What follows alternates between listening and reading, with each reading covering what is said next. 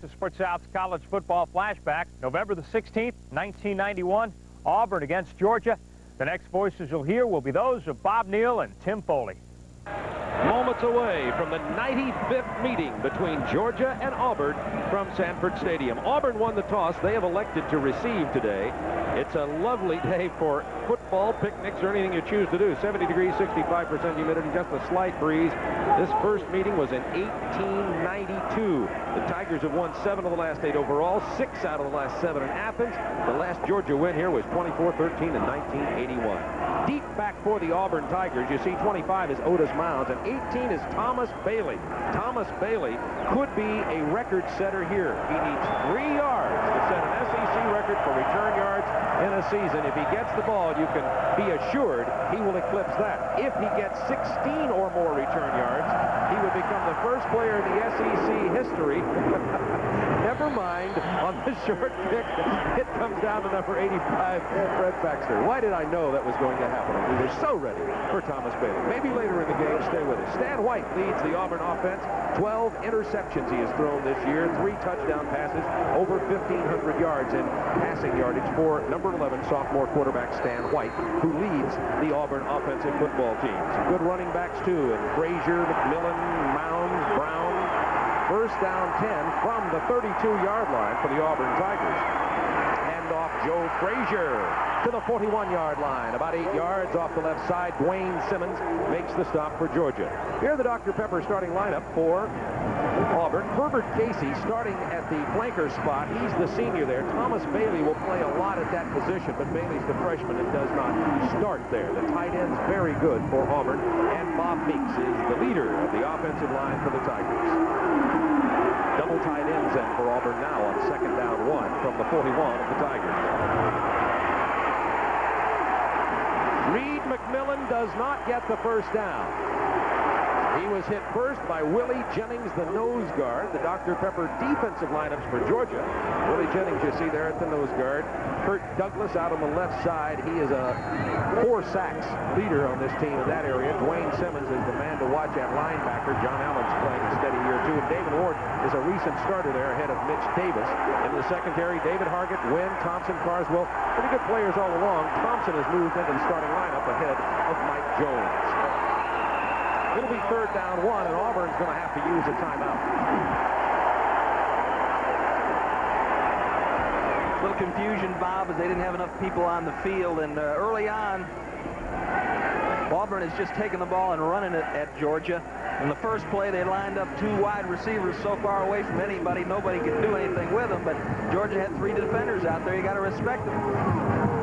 Pat Dye looks on, of course, has been between the hedges several times as a coach, numerous times as a player, and you can bet when he comes back here, his juices are flowing.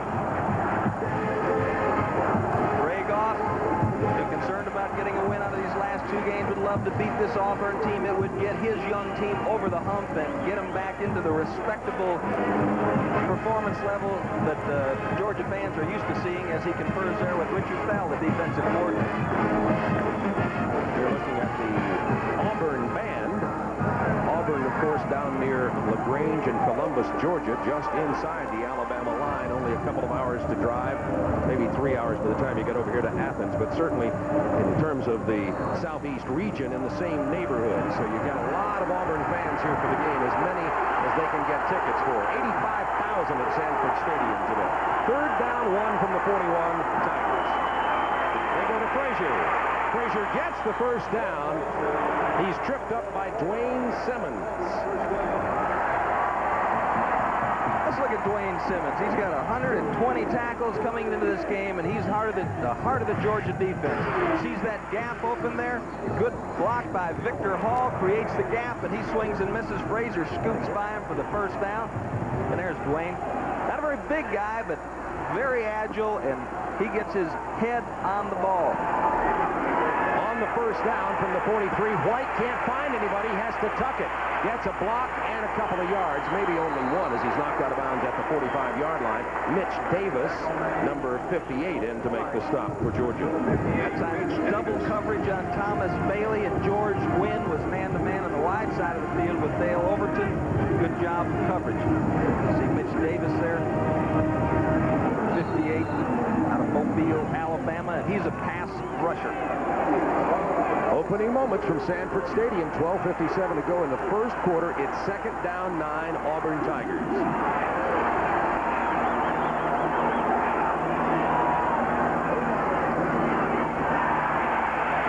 White has plenty of time.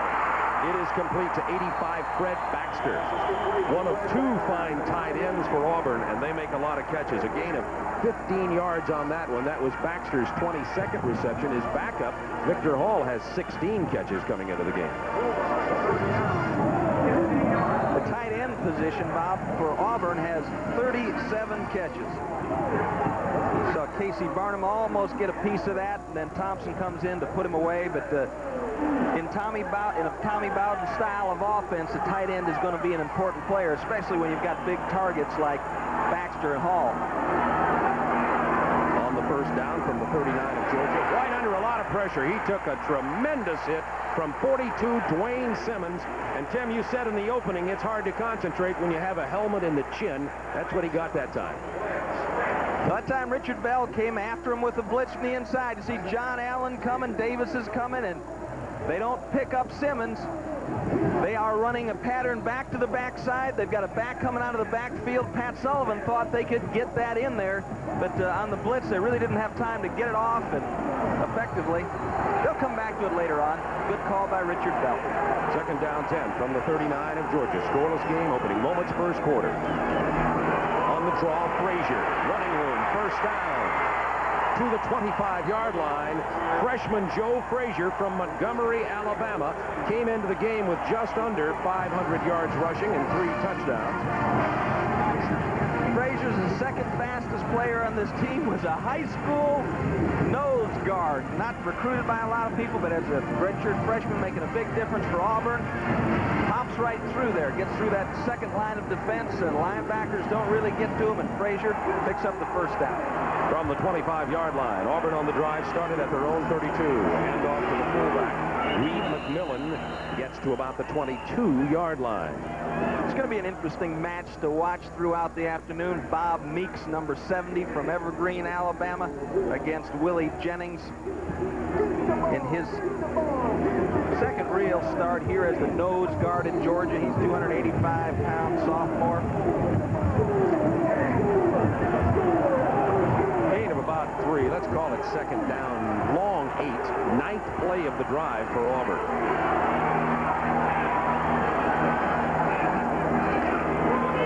Here's the pitch to 21, Alex Smith. Can't turn the corner, out of bounds at about the 19-yard line. It'll bring up a 3rd down conversion for the Tigers. Good job by Mitch Davis stringing that play out. Chuck Carswell getting rid of the blocker and coming up to run him out of bounds. There's Richard Bell there, the defensive coordinator at Georgia. It's been a tough spot the last 3 weeks. As we said, they've given up 99 points. And Richard says his team needs to play with emotion. They're young and they're not real talented, but if they play excited, they'll do well. As you see Pat Sullivan, of course, former Heisman Trophy winner at Auburn, and quarterback coach looking out. 3rd down 4 from the 19-yard line. White under some pressure. Simmons after him. Throwing on the run, incomplete. The pressure from Simmons was the key there. Pass intended to 87. Victor Hall. Georgia's defense holds. And it'll be a 4th down situation. On will come Jim Von Weil. Let's watch the tight end here. Come number 87. Drifts out the inside. You see Ralph Thompson running with him man-to-man. White tries to throw it up high, hoping Hall can leap to get it, but just a little bit too high. And got a field goal attempt coming up. Good coverage by Ralph Thompson. Senior Jim Von Weil has struggled all year long, particularly from these mid-range distances. This is 36 yards. Hit it solid and true. The field goal is good, and Auburn takes a 3-0 lead over Georgia on the opening drive of the ball game with 10:46 to go in quarter number 1.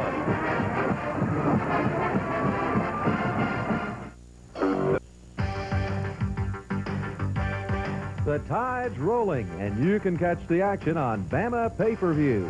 Every exciting play from the opening kickoff to the final second. Selected Crimson Tide games will be available on Bama pay-per-view. Calling all the action will be Doug Bell and former Tide stars Jeff Rutledge and Lamont Russell. Check your local cable company for more information about Bama pay-per-view. Call now so you can see the Tide roll. Trust your eyes to Howard Reed Optical. Our doctor will give you a complete exam, including screening for eye diseases. Choose from our wide selection of men's, women, and children's frames, featuring frames by Lunettes Lamy Paris. Mr. Reed will make your glasses in our lab while you wait. We also have a good stock of contacts at Howard Reed Optical, and we accept most insurance. So trust your eyes to Howard Reed Optical on Main Street in Gardendale.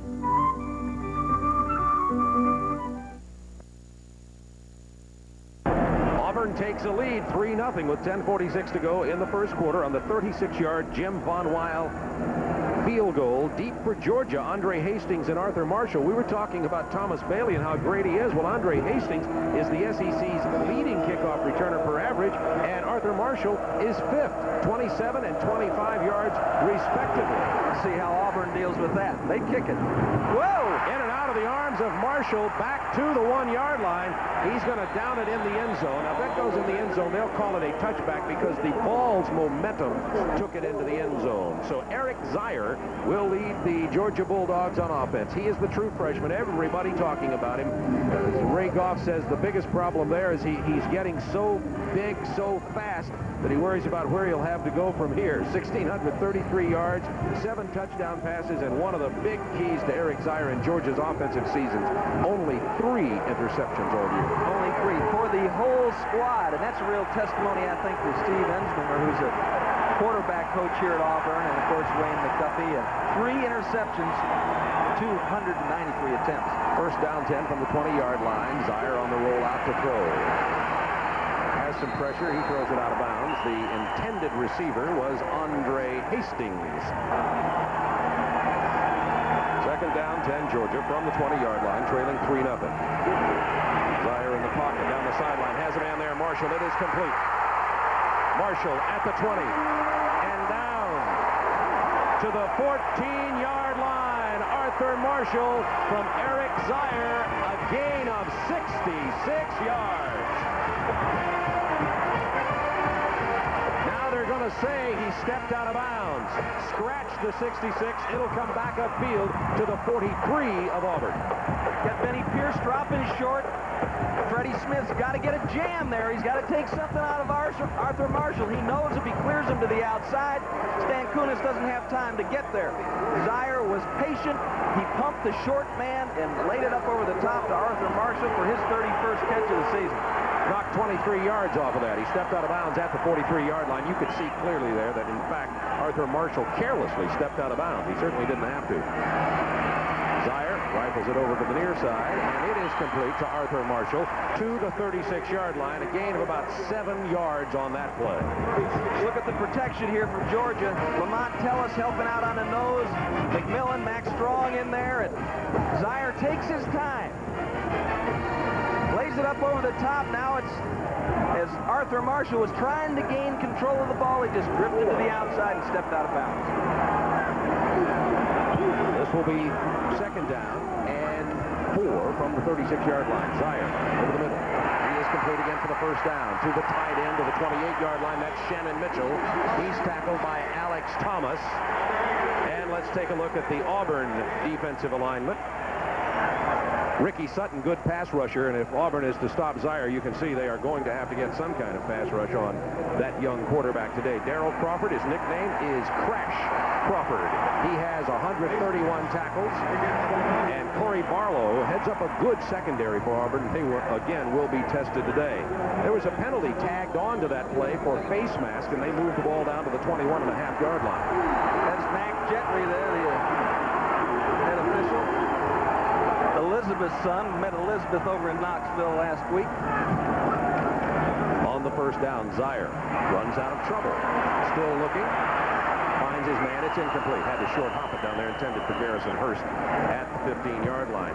Eric Zier with 3 completions. He is 2 completions away from establishing a Bulldog record, which would be 132 pass completions in a single season, a record that has stood since 1952, held by Zeke Bratkowski. There are all kinds of records that are under siege today by Zier on fire. Ooh, I like that.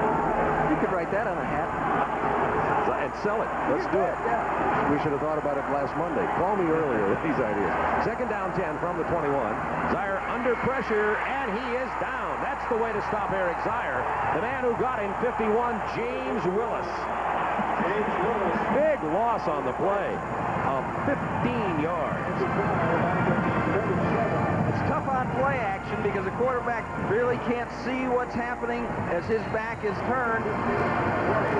Willis almost went offside. He gets to fake it. I mean, it was Hambrick that almost went offside, and Willis comes clean, and Zaire had nowhere to go there. Takes a big loss. Yeah, to the 37. There's Willis. He's a fine linebacker himself. We talk about Crawford, who gets most of the publicity, but James Willis also a strong player, and he's only a sophomore. Eric Zaire gets a timeout on a third down 26 for Georgia, trailing 3-0 with 9:02 to go in the first quarter.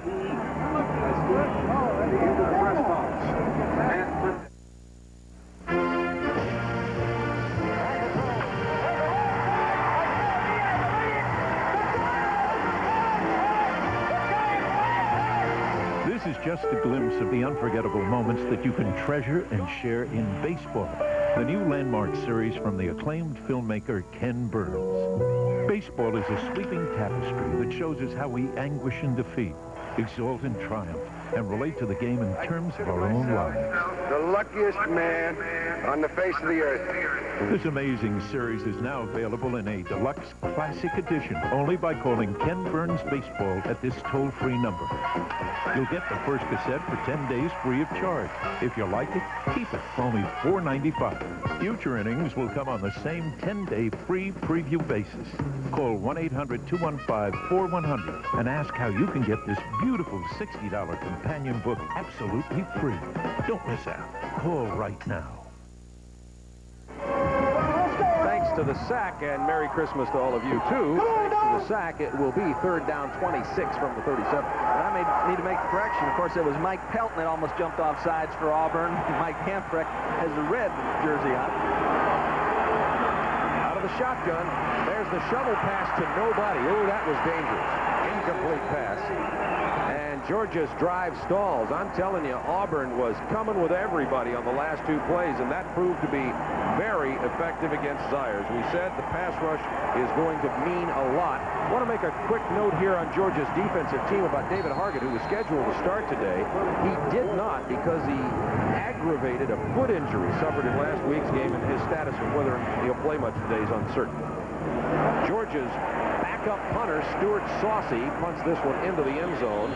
You know, Armstrong injured his knee in the Georgia loss to Florida, is out for the rest of the year, and senior Stuart Saucy will be handling that job for Georgia today.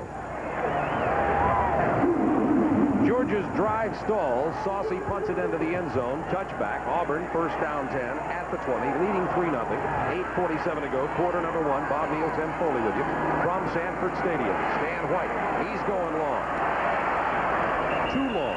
Intended for Orlando Parker. Orlando is a sophomore from Montgomery, Alabama. Has only one catch on the year, by the way.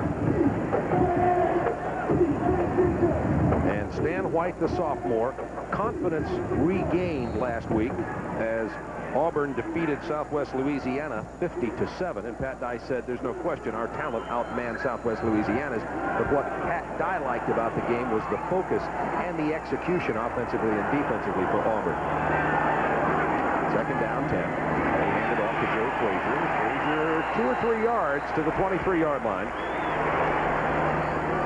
You know, when Joe Frazier was a high school nose guard, I'm sure he was always dirty, had his shirt out, big, huge face mask, mean-looking guy. But look at him now. He's sleek, he's slim trim, looks kind of like a Corvette, say, instead of a four-wheel drive. Right, and as we said before, nobody really recruited him. Nobody was after him, and all of a sudden he places very highly in a state track meet, and Auburn gets a call and says, you know, look at this kid. And Pat Dye recruited him, and it's paid off for Auburn.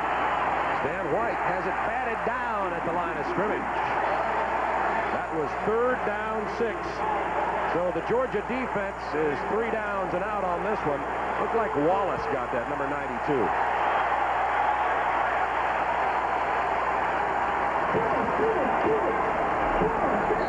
deep to return the punt is Chuck Carswell. Averages about 10.5 yards per punt return. Returned 1 for a touchdown this year. Terry George is Auburn's punter. He's down near the bottom of the stats, too. At only about 36 yards per punt. And as you see, Georgia will end up with excellent field position here. Carswell fair catches it at the 48-yard line. That was only a 28-yard punt. Excuse me, Shelley.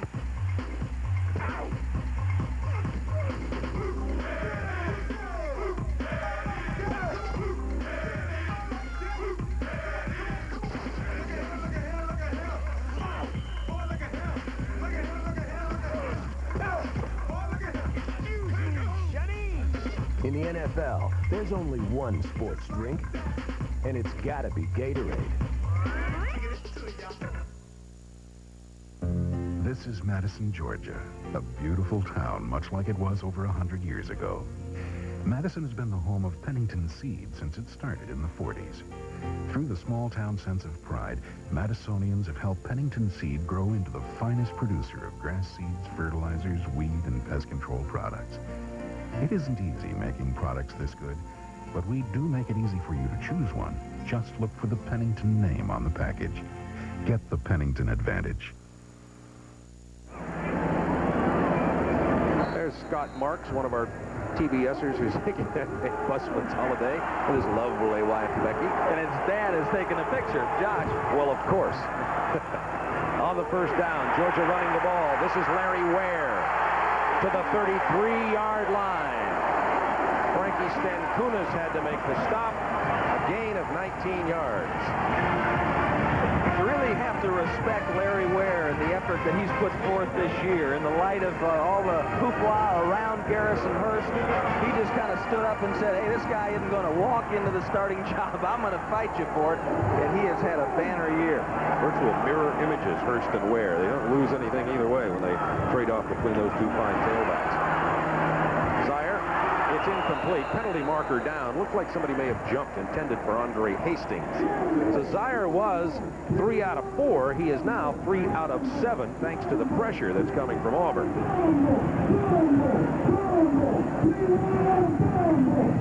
Nice throw by Zaire. Put it on the money in traffic. A linebacker descending into that area, and a cornerback was making his move. And they feel like, you know, Eric Zaire's dad was in the military, and so Eric has been around the world and played football in Germany, and it's just that having been in so many different settings and having to make so many different adjustments, they feel like that's helped him move into his responsibility here at Georgia. First down 15, illegal motion, the call against the Bulldogs. They move the ball back to the 38-yard line. Zaire in the pocket, he'll hurt you there. It is complete to Shannon Mitchell, the tight end. Down near the 30-yard line, Darrell Crawford made the stop, and now Zaire is one pass away from establishing a new Georgia Bulldog record for pass completions in a single season. He just tied Zeke Bratkowski, whom I remember. He's as a quarterback for the Chicago Bears. Oh, my. Second down, 7. Zaire with a chance on this play. It is complete. No, incomplete. Bounced out of the hands of Arthur Marshall. Took a big hit down there at the 10. Arthur Marshall shaken up on the play, but once again you see the rocket arm of Eric Zaire. Stankunas, number 29 for Auburn, laid a real hit on senior Arthur Marshall. Once again, the receiver worked his way around the cornerback. Freddie Smith tried to get the jam a little bit more effective. Usually you float that ball, but he knew he had to get it in there in a hurry. He saw Stankunas coming. Marshall just couldn't find the handle on it before Stankunas arrived to lower the boom. Bang. And there they go out of bounds. Good job by Frankie Stankunas to get there. You sure love it when those defensive backs come up and make those pops. And let's hope this young man is okay. You don't love that at all, but that was a good clean hit by Stankunas, and let's hope Arthur Marshall will be okay. Get the wind knocked out of him. You know, it's like Air Georgia here. The ball is in the air, Robert. And that's kind of funny. Back in 1975, Georgia versus Auburn, Ray Goff led the Bulldogs to victory, and they had one completion. And that was the kind of passing attack that people in Georgia were pretty used to, but Ray has changed things. And, Wayne McDuffie here is the offensive coordinator, diversifying the offense, and it's getting exciting. Third down 7 from the 30-yard line of Auburn. Auburn leading 3-0.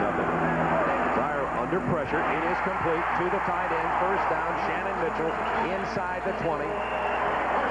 That's to the 19-yard line, and that's a gain of 11. And that was the 5th completion of the day for Eric Zaire, establishing the new record for pass completions in a single season for the University of Georgia.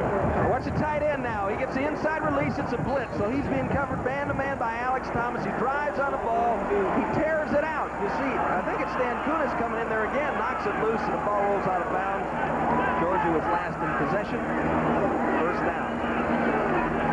On the 19-yard line. Here they come. Zaire gets rid of it anyway.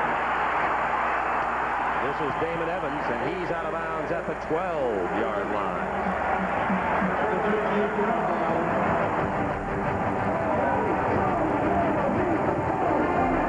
Bob Harrison, who's the receiver coach here at Georgia, likes to work in Damon Evans into the rotation with Marshall and Hastings. You'll also see Maxwell playing in there, a senior who's had a fine career here at Georgia. 6:16 remaining in the first quarter. Second down for Bulldogs, trailing 3-0. Auburn got a 36-yard field goal. This is Larry Ware. Took a big hit, but he got the first down. Alex Thomas came up to put the hit on. Ware slow to get up. Now, this is reminiscent of some Auburn teams of the past with those kind of hits. I think you can even hear the crack. Let's listen to this. Ware takes it up inside. Good stick by Alex Thomas. You know, in a tough situation, too, because you can't really accelerate up into Larry Ware because he's got the quickness to avoid you, but that time he caught him just right. First down goal from the 8. This is the fullback. Touchdown, number 32, Max Strong. His 5th rushing touchdown of the year.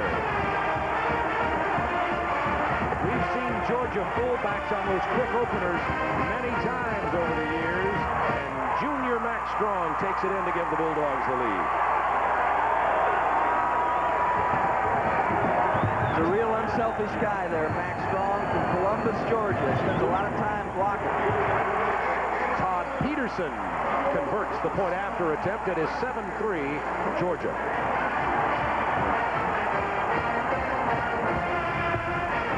It's tailback, tailback, tailback. You see a little cross blocking inside, and Williams, and Swan,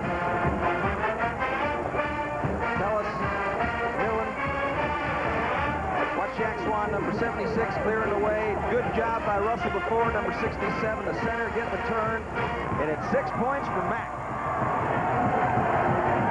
It's his 5th touchdown of the year. The Pat Dye's team falls behind 7-3, 5:45 to go in the first quarter. 85,000 plus at Sanford Stadium here at Auburn. 75 degrees scheduled to be the high today. This is the first week in 4 weeks I haven't had my big coat on. No, Indian summer. I've got a new coat, so I wore it anyway, just because it's new. Time of possession, only 2 minutes, 52 yards, 7 plays, Strong on the 8-yard run, but tell you what's loosening him up, it's the arm of Zaire. He's doing a nice job reading. Wayne Hall is coming after him with the blitz, and he's getting rid of it in a hurry, as you see Thomas Bailey there, who once again is poised. We set him up so well for his assault on the records. Uh-oh. Okay, Bailey has it at the 13. He's just set one record. He needs 16 to set the SEC to get over 1,000 yards. He needed 3 to break the record for most return yards, and he got that. He hasn't practiced much all year, Bob, and talking about Tommy Bowden, Tommy Bowden. What happens when you get older? Talking to Tommy Bowden, he's been nicked a lot, injured a lot, and he hasn't gotten a lot of reps at wide receiver, but they expect him to be a good one in the years to come. On first down, 10 from the 26-yard line now. Tigers trailing. And off to Alex Smith. much. We're seeing a lot more enthusiasm from the Bulldog defensive unit than we saw in the Kentucky game. And I think they realize that they need to perform at a much higher level if they're going to win this football game. I think they were confident in their offense against Kentucky, so they really weren't didn't develop such a sense of urgency. They knew their offense, felt their offense could score. But here it's not the same feeling against a tough Auburn defense. Second down 6 from the 30. Alex Smith tries the left side. Out of bounds short of the 35-yard line. They'll say he got right to the 35. Be about a yard and a half to go for a first down. Ralph Thompson chasing Smith out of bounds. Smith is out of College Park, Georgia. He's a junior. And there's Ralph Thompson starting ahead of Mike Jones this week. Ralph's a sophomore from Nashville. Nashville, Tennessee, and in 1989 he was nominated for the Hume Award, which is given to the outstanding scholar athlete in the state. And he's not the biggest guy in the world, 175 pounds, but he was freshman all SEC and played in every game, and he's one of those kind of guys that'll just give you everything he has all the time. Plays with a lot of pride. Third down, 1.5 for Auburn from their own 35-yard line. Alex Smith, they got him in the backfield. Stopped at the 31-yard line. That'll get the Bulldog fans to barking.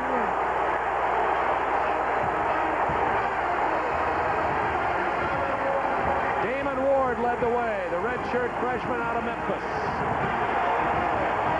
Let's watch him here now. Allen blitzing inside. You see number 28, Carlo Butler, goes inside of Fred Baxter, makes the penetration, and that play really doesn't have a chance to develop. Good pursuit by the Georgia defense. Harry George punted the first punt, only 28 yards. Not going to get much better out of this one. It does take an Auburn bounce, however. He didn't hit that one very well, but it bounced down toward the Georgia goal line and went out of bounds at the 31-yard line. And sophomore Terry George does get 38 yards this time, and back comes Air Georgia, leading 7-3, 4:04 to go in the first quarter. Every time I go, there's something different. Very similar to what is in the window here. That's the thing about Pier 1 now. They have everything from clothing to furnishings. This was the first time I noticed that they had a little casual wear. I bought a beautiful blue glass vase there. And that's where I found my straw hat for the wedding that I'm going to go to. There's always something on sale. Eclectic. I like everything. It's a very happy place.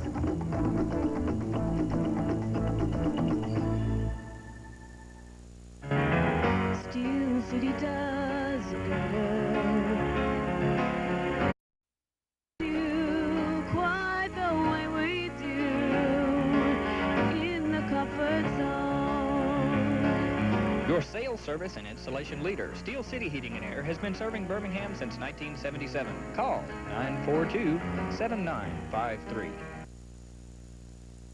The Wildcats. Let's make it Wildcats. Here's Zaire. Rifles it complete to Arthur Marshall to the 45-yard line. A pro-like arm on this guy. Corey Barlow made the stop. That was a gain of 16 yards. Now he's working against what I consider to be one of the best cornerbacks in the SEC. Well, not me. I mean, everybody does. Let's see it again now. Fake up front. Now, Marshall makes a nice move to the inside. Barlow is right there, right on him. Good position for the defensive back, but Zaire drilled it in there. First down, just outside the 45 of Georgia. The pitch goes to Garrison Hurst, cuts against the grain, spins his way for about 7 inside Auburn territory. Garrison Hurst, a sophomore from Lincoln. Just think of this. No wonder Ray Goff feels pretty good about this team. Zaire, true freshman. Hurst, sophomore. Hastings, sophomore. Shannon Mitchell, sophomore. I mean, we've got some players who are going to be making noise for a long time on this offense. Exactly, and one of the areas that they have concern about, I think, is the offensive line. I think that, you know, Georgia's always been known for big, tough, strong offensive linemen, and they need to make some progress in that area. You saw that Eric Zaire, with the head movement and the barking, pulled off the Auburn defensive players. Now, that's a judgment call on the part of the officials as to whether that was legal one way or the other. Mac Gentry will give us the call. He says Zaire did nothing wrong. Auburn jumped offside. Richard Shea was the man who moved. It was second down and less than 5. Offside. Defense. 5 yards, be a first down. So they'll take the penalty and move it to the 43 of Auburn.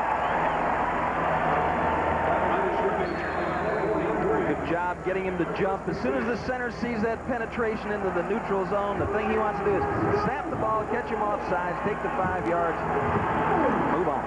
On first down, 10 from the 43. Keep reminding myself that Zaire's only 19 years old. He's in trouble this time. Dumps it off, safety valve, being about 3. Max Strong, the receiver. Another good job by Corey Barlow, who was man-to-man on Andre Hastings that time. Zaire could not get the curl in there. Drifted out to the wide side and finally just dumped it off for a few yards. But there's Corey Barlow, and Pat Dye said he's the best defensive back he's ever had since he's been at Auburn. All SEC in 90 and 31st consecutive start. On second down, 7. Zaire hit right at the 40, or excuse me, Garrison Hurst by Tim Cromartie. Wayne Hall has been the defensive coordinator at Auburn since '86, but he's been with Pat Dye since the old days at East Carolina, in almost 14 years now. And Wayne has produced a lot of defensive linemen that have moved on into the pros. There he is there with the hat on, and he's thinking about this call, but they're a little shy of talent up front. He's bringing these guys along. He doesn't really have that superstar defensive lineman this year. This will be third down, 7, just inside the 40 of Auburn. Passing formation, short drop. It is complete for the first down to the 30. The receiver, Kevin Maxwell. Zaire handing out the rewards here today as he's distributing the ball now. That's the 4th different receiver with a catch. Andre Hastings doesn't even have one yet. Well, Kevin Maxwell, you know, he worked hard getting ready for the season this year, injured his ankle, and it kind of took him out of it this year. And he really takes a shot from Chris Schilling. Now, they're completing passes, but let me tell you, these Auburn defensive backs are sticking these rascals, and they'll remember that later on in the game. Side blitz going there. Penalty marker down in the secondary of Auburn. It's going to be pass interference on Andre Hastings. This is my guess. Against the offensive guy. Against the offense. Call it back. That doesn't mean I'm in favor of pass interference. Offense. See, I told you. 1 down, 3 down. I'm just in favor of the defense. We're just calling it like you. Watch the guy in the slot. Second guy from the bottom. Andre Hastings coming off, and defender settles. Boom. He gets pushed on his keister there. About time a defender got knocked down. Yeah, that was Clarence Morton. They moved the ball. It's a serious penalty. Loss of down, 15 yards, all the way back here to the 44-yard line. Georgia has to get the ball inside the 20 for the first down. So it'll be second down, 25. Under a minute to go, first quarter. Georgia leading 7-3.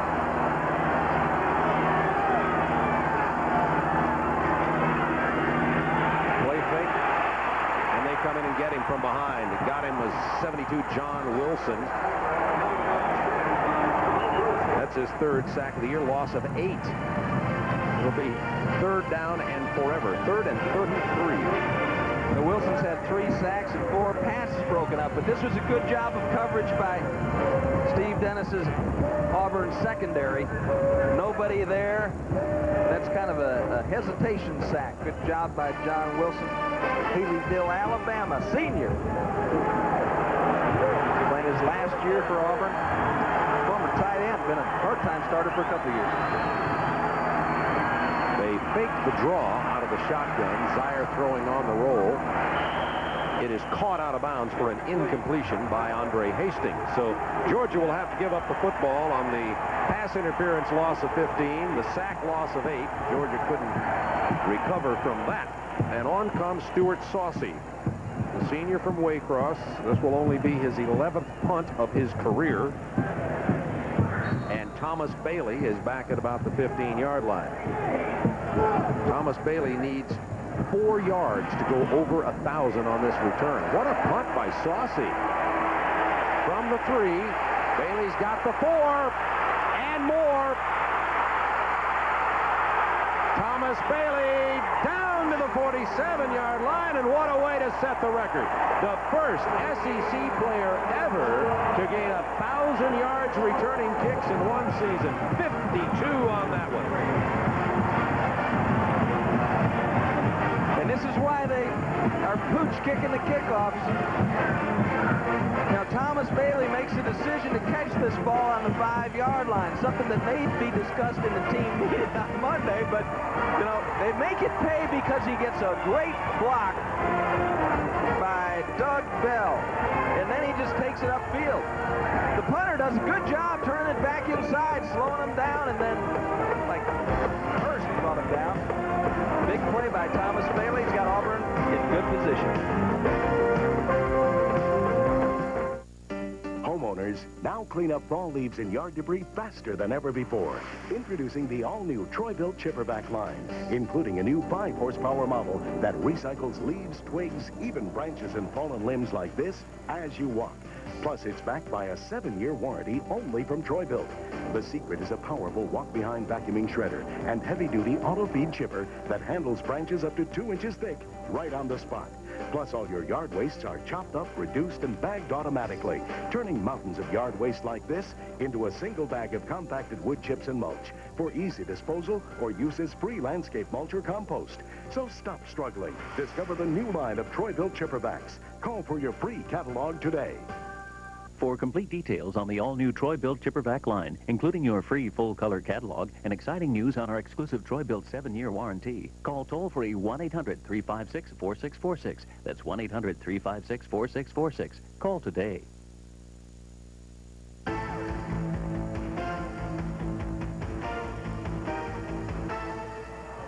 Well, Georgia's leading at 7-3. Eric Zier's already thrown for more than 100 yards, and Bailey just put Auburn in, once again, good field position. This was a 2-point game coming in, and it looks like it may come down to the wire. We're going to have fun here this afternoon, and some big plays on defense. Good pressure defense. Sacks have taken both teams out of scoring position, so it's going to be fun all the way through it. Nobody's going to run away with this rascal. Yeah, remember that guy there, Zier, as in fire, only 19 years old. Finished his high school career at Marietta, northwestern Atlanta suburb. Auburn only 3 first-quarter first downs. That was Reed McMillan. Got about 3. Our buddy Alex Hawkins said that Eric Zier was the best young quarterback that he ever seen. So far, he has supported Alex's allegation about his ability. He's certainly the greatest quarterback ever to come out of Heidelberg, Germany.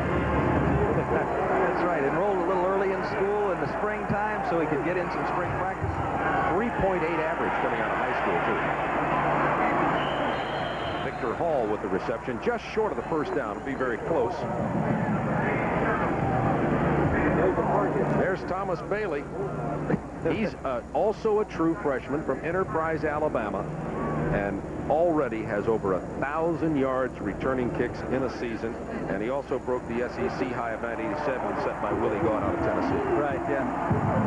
Being sent in the game by Pat Sullivan. I'll tell you what they're going to tell him in a team meeting after he fielded that punt on the 4-yard line. Every time you run it back to the 50, you can do that.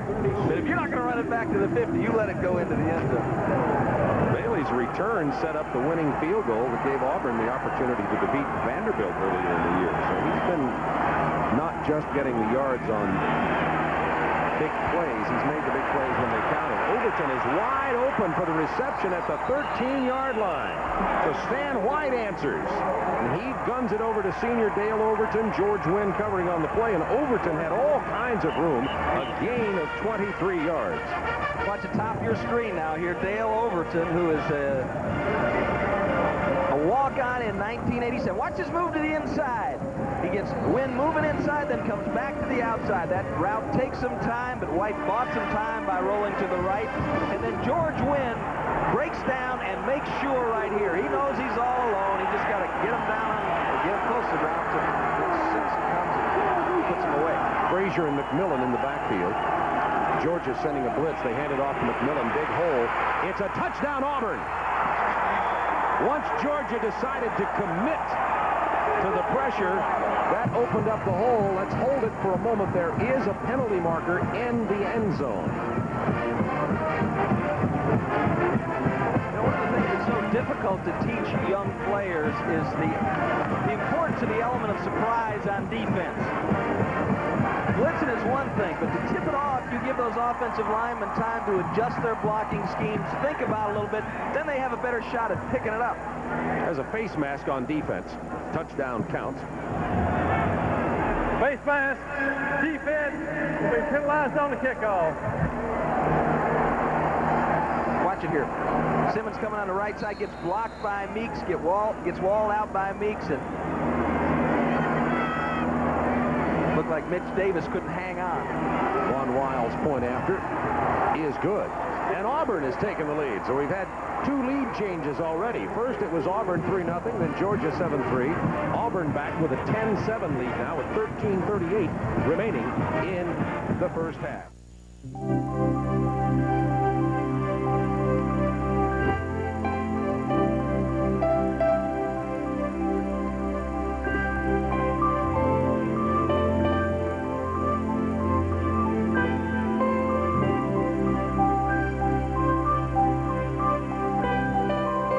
The beauty of Home Shopping Club, you never know what you'll find. Home Shopping Club, one great find after another.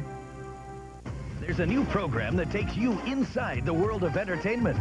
Extra, the entertainment magazine, gives you an insider's view, past the illusions and special effects. Extra brings you behind the scenes, up close and personal with your favorite stars. Get a fresh new look at today's most exciting events with a unique perspective that makes you feel like an insider. Extra, the entertainment magazine. Entertainment from the inside. Coming this fall to WBMG Channel 42. Talking to Ray Goff, and he was at a birthday party last night. It was the birthday party of his wife Stephanie and his daughter Allison, and the reason that birthday is so easy to remember is because when she was born is when the last time Georgia beat Auburn. Now she was 5 years old now as you look at War Eagle. Excited about that touchdown. First down 10 from the 20-yard line. Harvey back in the fullback for Georgia. They hand it off to Larry Ware. He is upended at the 24-yard line.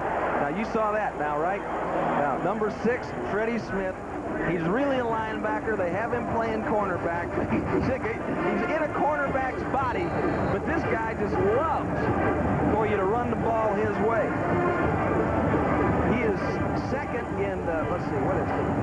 He's got 87 tackles as a cornerback. There's only, I think he leads the SEC in defensive backs in tackles. Second down 6 from the 24. Zire completes it again to the tight end Shannon Mitchell, who just drills his own player Garrison Hurst. It's lead, follow, or get out of my way. First down.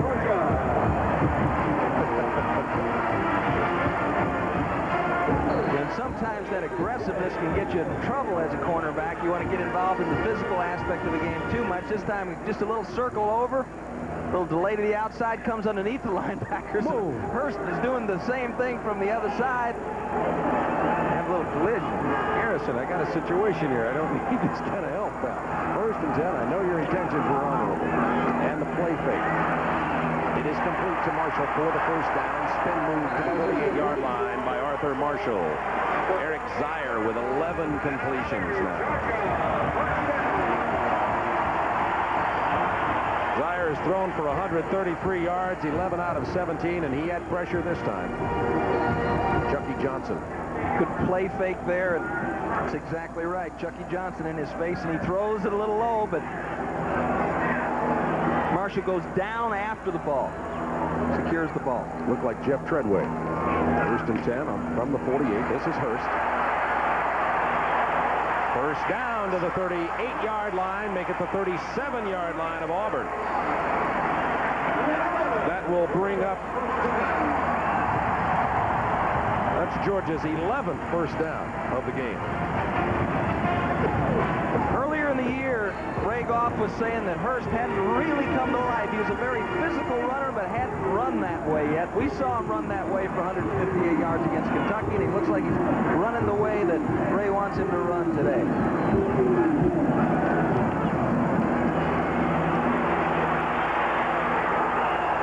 Now they're throwing a penalty flag here that I got to call into question. I know Auburn fans like it, but Frank Harvey was there. Here's what happened. Elizabeth, your son did the right thing. Mac Gentry threw the flag because he thought that was a lineman. The ball went over a lineman's head. When he went over and he saw the number of 7 on the fullback, he said, whoops, wrong call. Watch number 7. Goes down on the ground. Now he comes up on his feet.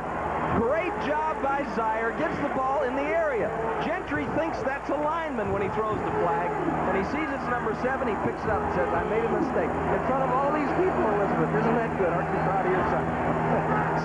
First time I've heard you praise an official that much. That was good. This is Hastings. What a catch at the 11-yard line.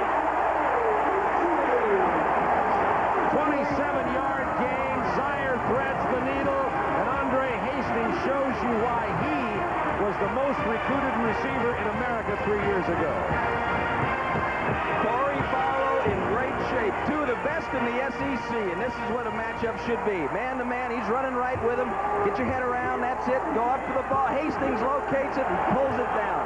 Great play by Andre Hastings. Now, Vince would have kicked on that one, right? Ray does the tomahawk chop. First and 10.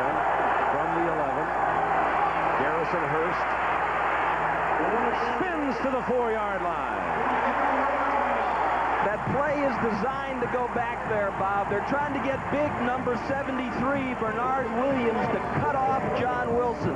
They're going to wall him off with that big 290-pound guy, and Hurst is looking forward to the backside because Auburn is so aggressive, you know, especially Darryl Crawford in his pursuit. They're trying to get it in there back behind Darryl Crawford.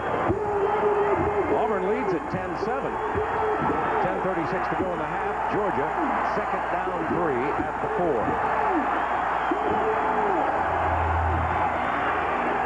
The handoff goes to Frank Harvey, close to the first down. Chucky Johnson makes the stop. Frank Harvey, by the way, is a sophomore fullback from Dawson, Georgia.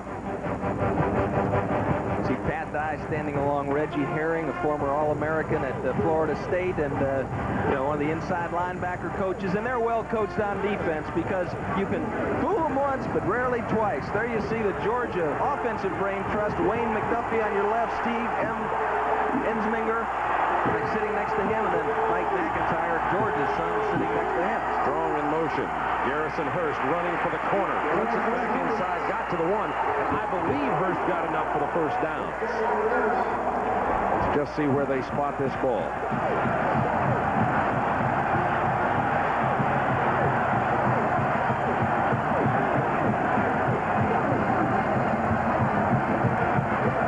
They're putting it at the 1.5. This will be 4th down, about the length of the football.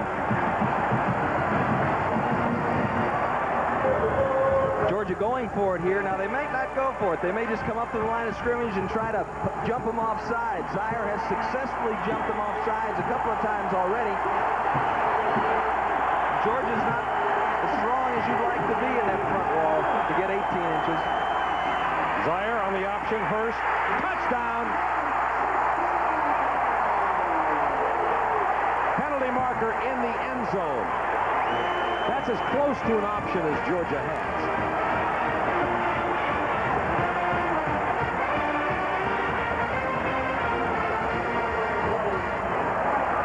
Gutsy call there by Wayne McDuffie and Ray Goff. And whenever you got inches to go, you're going to throw the ball back away from the line of scrimmage, you're taking a chance. I just didn't feel that they felt that Georgia, they were powerful enough to move Auburn off the ball down there, and so they went with the toss. Good call. Forced on the kickoff. The penalty was personal foul against Auburn. It'll be enforced on the kickoff and will be substantial. This is Todd Peterson for the point after. Georgia with the 3rd lead change in this game. We're doing the NBA here the way they're going up and down the field. Penalty marker down again. Point after is good.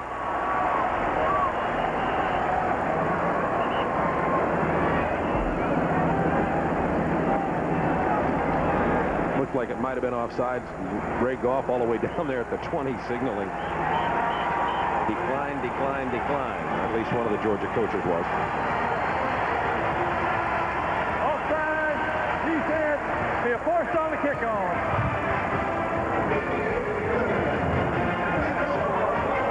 Let's watch the touchdown. They've run the fullback a couple of times in there in goal line situations. Alex Thomas upfield.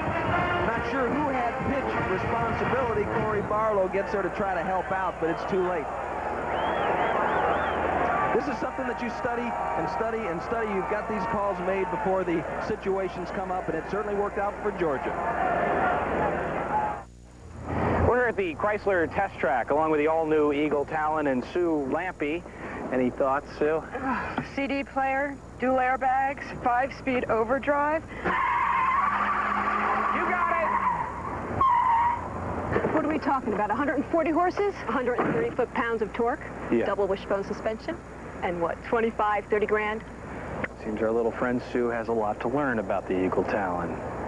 Test drive a Talon at your Jeep and Eagle dealer or call us. Carpets of Dalton, your complete home furnishing center, where we make covering your floors easy. The Carpet Design Center allows you to develop your own unique style. By working with Carpets of Dalton's experienced staff, you can make selections that will emphasize any room through carpet installed with a border or by designing your own custom run. Shopping made easy at the Home Furnishing Center of Carpets of Dalton under the big sign, exit 135, Dalton, Georgia.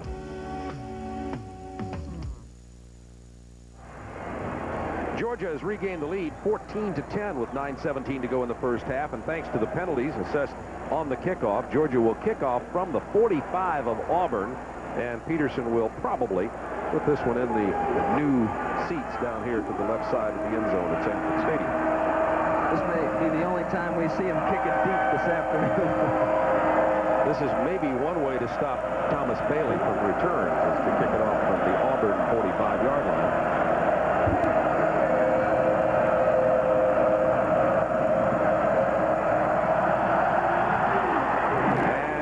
Drives it into the seats for a home run.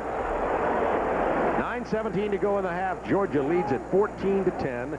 10 plays, 80 yards. Eric Zier was 3 out of 4 for 51 yards passing the ball on that drive. And he's been having his way here this afternoon. Auburn doing a good job of pressuring. On that particular drive, Andre Hastings came up with a great catch, and Hurst a couple of good runs. 8 touchdown runs for Garrison Hurst this year. Alex Smith and Reed McMillan in the backfield behind Stan White as Auburn trails this time. White back to the air. Incomplete. Intended for Thomas Bailey. Georgia Tech will be Georgia's season closing opponent. They're leading Wake Forest in Atlanta today. Tennessee out in front of Ole Miss in the second quarter. Keep you posted on scores all afternoon. Georgia defense has to keep the pressure on. They have to keep the intensity up. You can bet Ray Goff had them breathing smoke when they came out of the locker room, but you need to maintain that intensity throughout the game if you don't have the championship type of talent. Both Hall and Baxter are in at tight end. Stan White bumped the ball into Alex Smith. Tim, I couldn't tell whether he was trying to hand it off or not, but Georgia comes away with the ball at the 16-yard line. Watch this play. I couldn't tell whether it was a play fake. I think it was a play fake. I think he just got it in there too close, and it bumped the hip of Alex Smith and couldn't get back on it. Got a receiver running a route. See, he's pulling it back in, and the ball pops out. As he goes to pull it back in, the ball just drops down.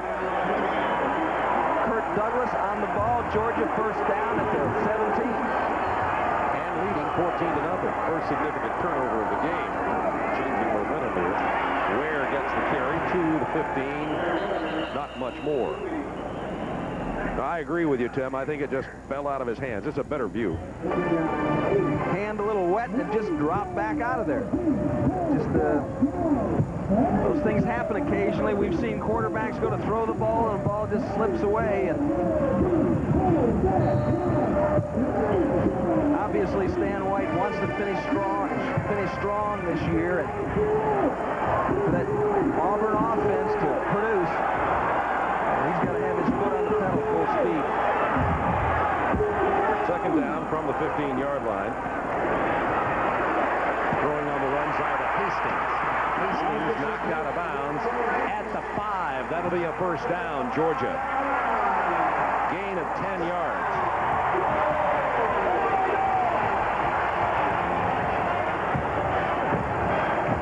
Watch number 1, Andre Hastings. Dale Overton drives off. Corey Barlow to the outside. Clarence Morton sitting inside. Got to get wider there. They both hustle back and make a good stop, but it's first down on the 5 now. 8:16 to go in the first half. Georgia took over at the 17 on the fumble recovery. Larry Ware to about the 2.5. Cromartie makes the stop for Auburn. Ray Goff talked about Eric Zier's ability to change the play at the line of scrimmage. Says they give him a lot of latitude because he is so mature in his understanding of the game. Excited about the prospect of having that young man around here for the next 3 years with his leadership skills and his athletic ability. Second down goal from the 3.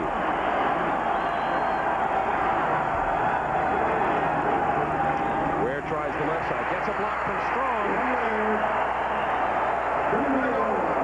No signal for a touchdown. He stopped just short of the goal. I think he met Crash at the goal line.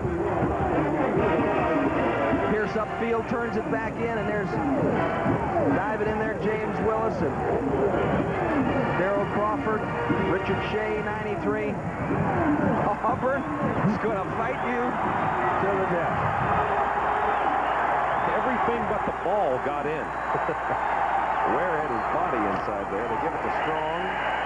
Touchdown, Georgia.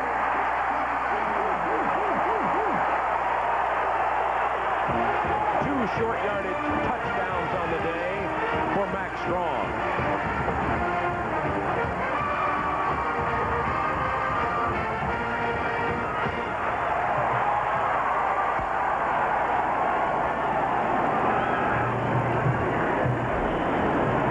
Peterson in for the point after touchdown with 6:57 to go in the first half. Georgia took over on the fumble at their 17. Were able to capitalize on the Auburn mistake. It is 21-10, Bulldogs over the Tigers. This is the new Chrysler LHS. It's making life hard for Lexus GS300. With cab-forward design, LHS has more room inside than Lexus. LHS has leather trim seats standard. Lexus doesn't. There's standard computerized traction control. Lexus let that slide by. And with an attractive lease price, just $399 a month, nothing can stop us. Not Lexus, not even Infinity. See your local Chrysler Plymouth dealer today. Okay, Captain, call it. Heads or tails? Wait. The inherent probability of a coin coming up heads to tails is 50-50 only in a controlled environment. So, what you're postulating is that before calling heads or tails, one should factor in such effects as air pressure and wind velocity. Precisely. We must consider such variables as sonic contamination and the time-space of the event. Coefficient of drag. Newton's laws of inertia. Outstanding. The coefficient of linear expansion. The Coriolis effect. The Bernoulli effect. Yes, of course. Brilliant. This is 1971. Eric Zier hadn't even been born yet. Auburn, Georgia, and Athens. Fourth quarter.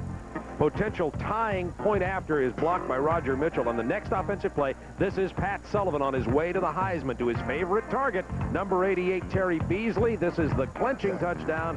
Auburn goes on to win 35-20. They go on to the Sugar Bowl, and Sullivan wins the 1971 Heisman Trophy. And there he is, just as slim as ever, looking over the horizon. Mary Jean Hicks, got a 21-year-old daughter named Kim. You're not old enough for that, Pat. Peterson pops it up again, and they're going to take it at the 35-yard line. That was Fred Baxter keeping the ball away from Thomas Bailey, but pretty good field position for Auburn. 17 yards, 5 plays, and 2 minutes for Georgia. They capitalize on the Stan White fumble and lead now by 11. time to unsputter the offense. Time to get things rolling. Now they need a couple of big plays here. Stan needs to just put both his feet on the ground and take over. Stan is only 3 of 8 for 46 yards thus far today. Has time to throw. It is incomplete, out of bounds, intended for Overton out here at the 48.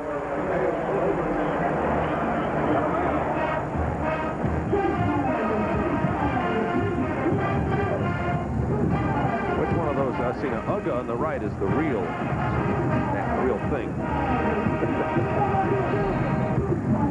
Second down 10 from the 35-yard line.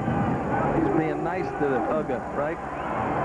Tiger, just like the Auburn offense was just nice to the Georgia defense.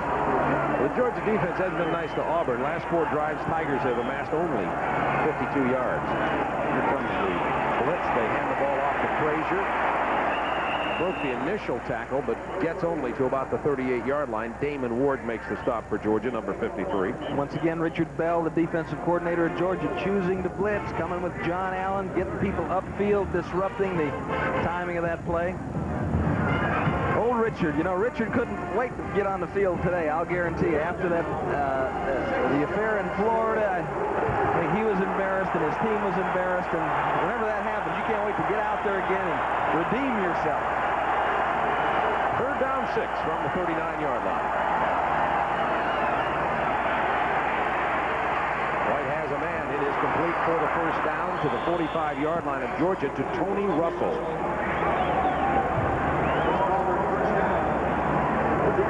That time, good protection by the offensive front. Like Blake steps out, and Meek's doing a great job on Jennings man-to-man, and Russell drops in that area between the linebackers and the defensive backs, and it's a good throw by White, good catch by Russell. Important play for Auburn's offense. Trailing by 11 with 5:48 to go in the half. Overton goes out to the left side, Casey to the right, double tight ends in there on 1st and 10. Single setbacks is Alex Smith.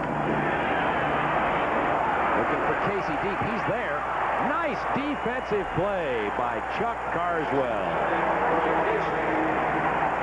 Oh, Chuck, he's one of those tough nuts. Good throw by Stan White on the money. Carswell was back there running with him. And Herbert Casey can really stretch out. Look at this. He's starting to leave him now, but Carswell just gets his hand on it and knocks it away. Carswell plays at corner position into the sideline, so they don't leave him out on the wide side man-to-man and much. And now let's watch Bob Meeks work. His attention focused on Willie Jennings working with Tim Millen. Give him time to make the throw. Good play by Carswell.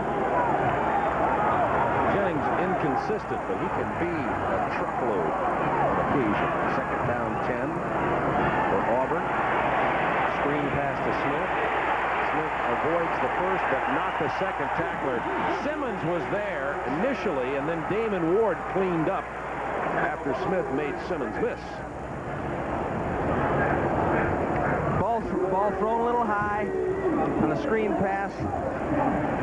Let's watch Meeks again. Bob Meeks, and he got a little bit of a hold of Willie Jennings, and it's a blitz, so he picks up Damon Ward. He wanted to get out there in the blitz, and just wouldn't let him out there. Simmons breaks it up. Georgia defense arrives in time. Third down 15 from the 50. With the shotgun. There was intense pressure, incomplete intended for Millen. Once again, Stan White running for his life as he has to throw. The Georgia defensive team responding here today with a stellar performance so far. Well, they had few friends last week.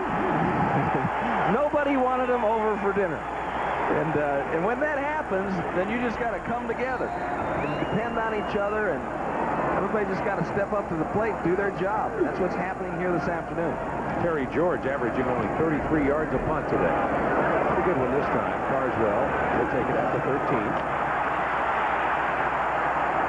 And not a bad run in that traffic out to the 21-yard line. A punt of 37 yards, a return of 8. The score is Auburn 10, Georgia 21.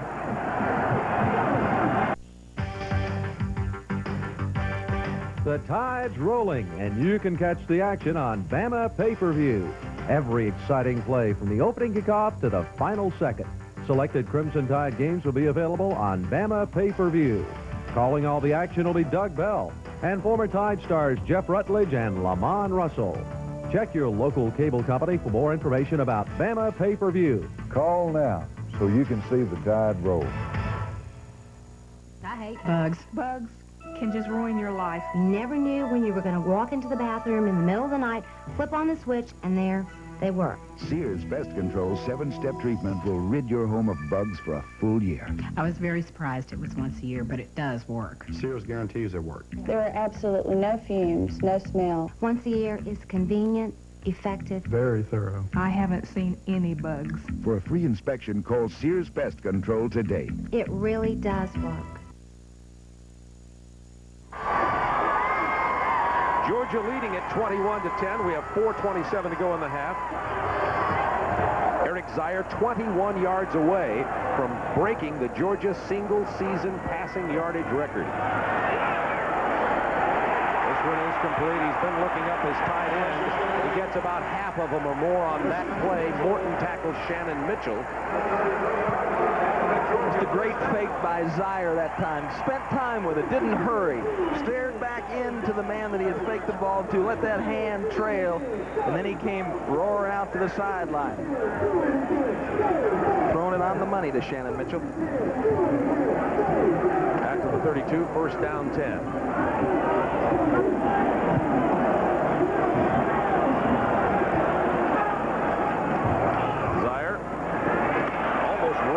Into a big Mack truck. He's going for everything. Hastings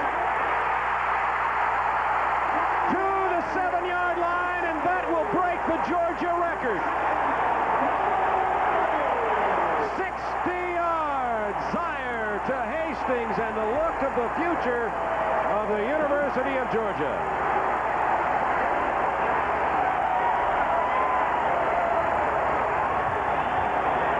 Top of your screen, it's Andre Hastings going against Corey Barlow. Looks like a 3 deep. Barlow expecting help in the middle. Ricky Sutton almost brought him down, but Zier eluded him. Good block by Swan. Let it go long. Big catch by Hastings. First down goal at the 6. Handoff Frank Harvey. Touchdown Bulldogs.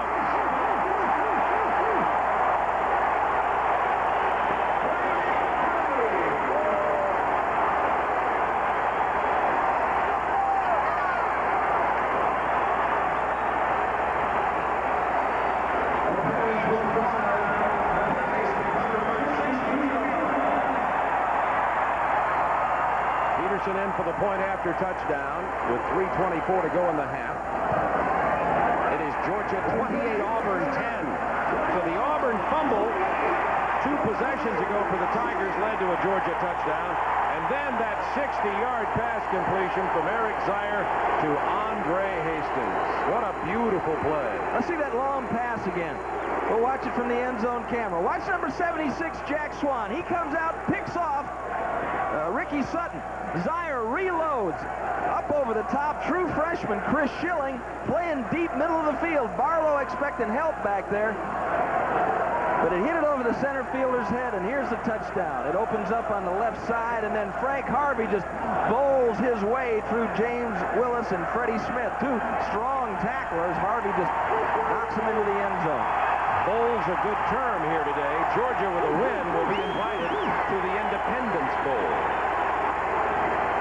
Zier has thrown for 240 yards, 15 of 22, and on that last play set the single-season yardage mark for the University of Georgia. Young Zier seems like he's got a pretty steady head. I mean, he knows that this is just the beginning. You know, not to get filled up yet. There's a lot for him to learn, and he's got a great coach in Steve Ensminger. Difficult to say, but Ensminger is coached by Lynn Amity at LSU, and he is a guy that put the spunk in the Louisiana Tech offense the last couple of years, and he's done the same thing here at Georgia. We're going to pop it up short again to Auburn at the 25 to about the 27-yard line. It was Jess Simpson who hauled it in for the Tigers. They're keeping the ball away as much as possible from kick returner Thomas Bailey. But here, The Auburn Tigers will go on offense, and Stan White has been struggling. Only 5 of 13 for 57 yards. 79 yards in only 3 plays for Georgia. What was it Ray Goff said about Matt Robinson the year before when Coach Dooley, before Ray took over at quarterback, he said Matt was just running up and down the field. Coach Dooley said, "You're scoring too fast." We need to get somebody in there that can score slower, so they put Ray in. He scored slower. That's not easy itself. White under pressure. He's going to go down at the 14. Coming after him was George Brewer, number 75. Loss of 13.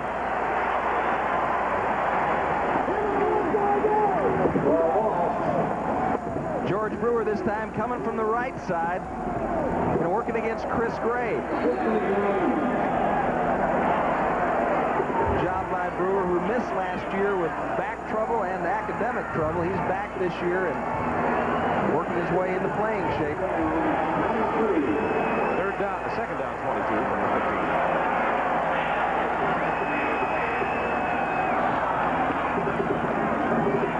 On the draw play, this is Alex Smith, running room. Still short of the first down out to the 33-yard line. They got some of it back. Al Jackson finished it off, a gain of 18.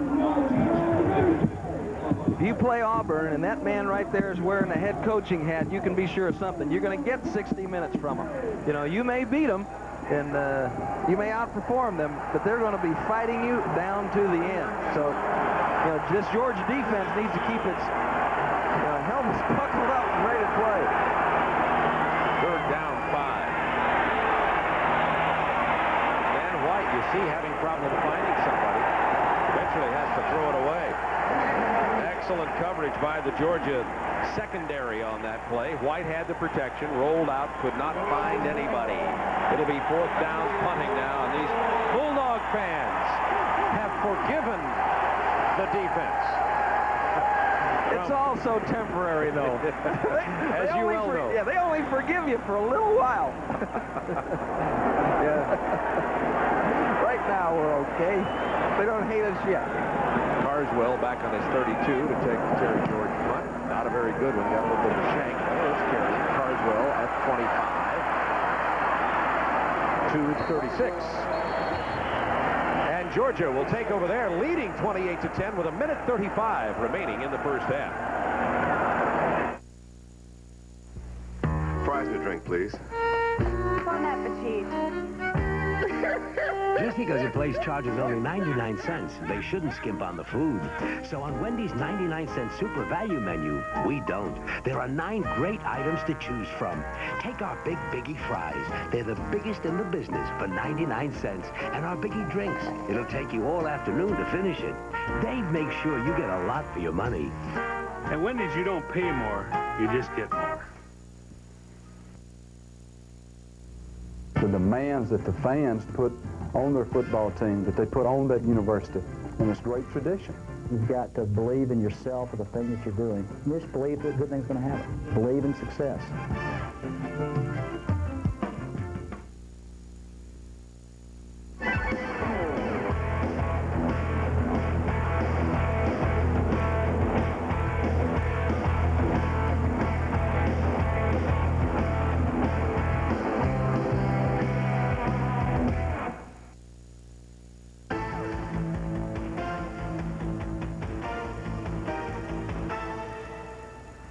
November 16th, 1991, Georgia leads the visiting Auburn Tigers 28-10 at halftime. And probably the only word to describe this game so far was dominance.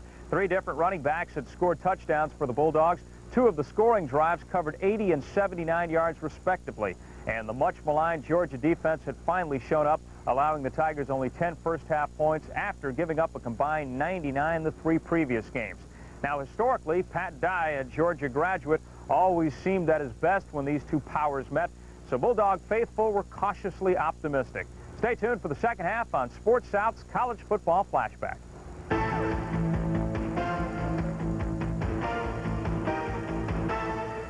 Glory, Glory was never played more proudly by the Redcoat Band than during the era of quarterback Buck Ballou. 27-3 as a starter, the Valdosta native came to Georgia when Vince Dooley switched formations from the veer to the eye and was rewarded with only one SEC loss during Buck's 4 years. A two-time All-SEC performer, Ballou made a perfect run-pass combination with Herschel Walker, and whether passing, scrambling, or throwing a key block, Buck's anything-to-win style would be his trademark, along with his role in the greatest play in Georgia history. Now blitz, they won't. Buck back, third down on the 8. In trouble.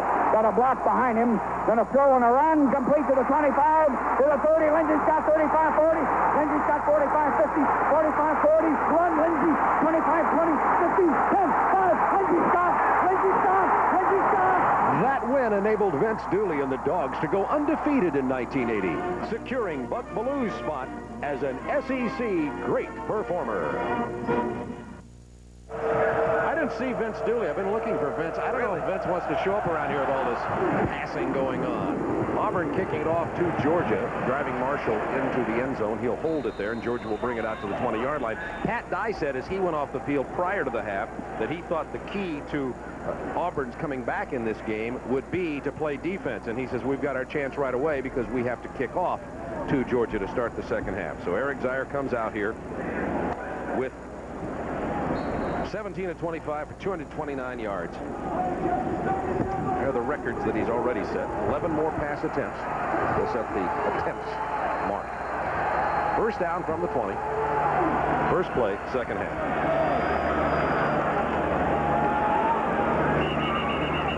Garrison Hurst. Penalty marker. Looked like somebody on the right side moved for Georgia prior to the snap. Don Sutton, our old friends up here in the booth with us today. Ball start. Offense. Got a little help from that guy that main analyst for the Braves and does a wonderful job. Just makes the game so entertaining. Has so many insights and does a good job of carrying Skip. Exactly. You know what I say? That Don Sutton is the Tim Foley of Major League Baseball analysts. That's what I say. But he and Skip and he and Pete do it. And he and Ernie just do a wonderful job. First and 15 for Georgia now for the 5-yard line. That'll leave the play fake. Is going to be drilled at the 10-yard line. He did not see Ricky Sutton coming. They're going to call it a fumble. They're calling this a fumble. They've thrown the beanbag back up here where he got tackled, and now they are discussing what it is. I think they are saying it is a fumble. It's Auburn ball. You're right. It did not appear to be a fumble when he got sacked. Auburn came up with it. Sutton just leveled Zier, and they're going to mark the ball dead at the 4-yard line, and there Auburn will have a great chance to get back in this game. As we said before, Georgia doesn't have the kind of talent where they can go to sleep. They need to play with emotion. Zier pulls it down, the ball clearly out early. Ricky Sutton knocked it loose. And nobody seemed to really track it down early on. Good coverage by the Auburn secondary. Here comes Sutton. The ball is out. First down for Auburn on the 5. Frazier tries the left side. Spins into the end zone for the Auburn touchdown, Joe Frazier. Well, both quarterbacks have fumbled. Both fumbles have led to touchdowns, and Auburn gets back into this. And isn't it interesting how Pat Dye said, I don't mind that we're kicking off to Georgia because you get back into the game with defense anyway. I'm sure even he wasn't so optimistic as to expect this. McMillan leads it. Hall doing a good job blocking there, and then Joe Frazier just tucks it under and goes. But Greg Goff there hope that the emotional edge that Georgia carried into this game hasn't slipped away, because as we said before, when you're playing that guy's team, Pat Dye's team, they're going to come get you for 60 minutes. 28-17. When I played basketball, I always wanted the ball. And I got it where it should go. And I always drink Gatorade, because nothing's better. Now I'm playing baseball. I still drink Gatorade. I still want the ball. I still know where it should go. And sooner or later, I'm going to get it there. I hope. It's got to be Gatorade. This This is Madison, Georgia, a beautiful town much like it was over 100 years ago. Madison has been the home of Pennington Seed since it started in the 40s. Through the small-town sense of pride, Madisonians have helped Pennington Seed grow into the finest producer of grass seeds, fertilizers, weed, and pest control products. It isn't easy making products this good, but we do make it easy for you to choose one. Just look for the Pennington name on the package. Get the Pennington advantage. Georgia leading at 28-17 now after Auburn takes it in from the 4 on one play. Joe Frazier carried it in after Eric Zier fumbled when he was just leveled by Ricky Sutton of Auburn. Didn't see him coming, stripped the ball loose, and Auburn's back in this, and Ray Goff is an unhappy camper. Von Weil to kick off to the Bulldogs. That took only 18 seconds, by the way, for Auburn to get back into this game. Marshall having trouble with it at the 3. Picking his way upfield to about the 23, and there Georgia will go on offense once again. He was hit by Chris Jones, number 43. And speaking of Don Sutton, Tim Foley, and Don and Tim are the two who aren't beautiful. Don Sutton, Mary. We got a lot of space here. And one of the most beautiful booths we've had in a while. That's right. First down 10, Georgia on the 23. All I know, Don Sutton, is you've got a better seat for the Georgia game than I had for the Braves game. Here's Garrison Hurst to the 31-yard line. Tim Cromartie makes the stop.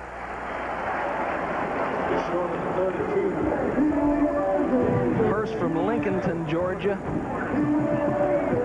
Now, as is Dwayne Simmons. They pulled some great players out of Lincolnton. Hurst is really starting to emerge now in terms of the player they thought he could be when he began his career at Georgia last year. With the handoff again, running in traffic for the first down, out to the 34-yard line. That is the 17th Georgia first down on the year, and John Wilson made the play for the Auburn Tigers. 85,000 folks on a beautiful day in Athens, Georgia. Temperature set to be about 75 degrees today at its maximum. Clear blue skies. Georgia up in front by 11, 28-17. Try to run it again this time. Look at the spin move by Max Strong, the fullback. And that ball is loose, and Auburn fell on it again. Auburn ball at the 49-yard line of Georgia.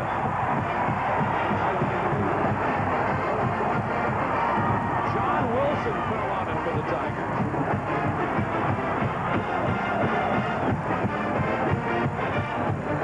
Now watch Max Strong work. And this guy is trying to get everything he can, trying to get the Bulldogs started in the second half, spins out again. And it was Benny Pierce that knocked it loose. Auburn football in Georgia territory on the first down. The pitch goes to Frazier, tries the left side, cuts inside, and he coughed it up at the 42. Looked like Auburn covered their own fumble on that. Auburn ball.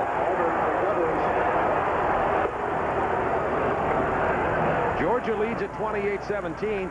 We are less than 2 minutes into the half, and 2 major Georgia turnovers. And Pat Dye, you know, cheering his troops on. Auburn technically still in the running for a bowl game, even though they came in here with a 5-4 record. And for Auburn to upset Georgia here today, then go on and beat Alabama, Georgia might drop out of a bowl picture. Auburn could slide into it. It's a long shot. Pat Dye said he looks at the Georgia and Alabama games as the Auburn bowls for this year. Reed McMillan driving inside near the first town. Damon Ward with the stop. You know, and Ray Goff's Georgia Bulldogs lead the SEC with the fewest turnovers, and so this is really uncharacteristic for the ball to be on the ground that quickly in that short a span. Well, the first one certainly was caused by the defense because of the blindside sack by Ricky Sutton on Zier, and that one, as Max Strong was spinning and twisting in the heavy traffic there were a lot of white jerseys raking at that ball. Measuring for the first down. barely short.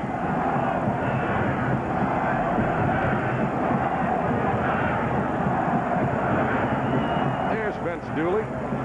Ray Goff was telling some great warm memory stories of Vince Dooley. Ray as a player and as an assistant coach under the athletic director. Just Treadway up there in the booth.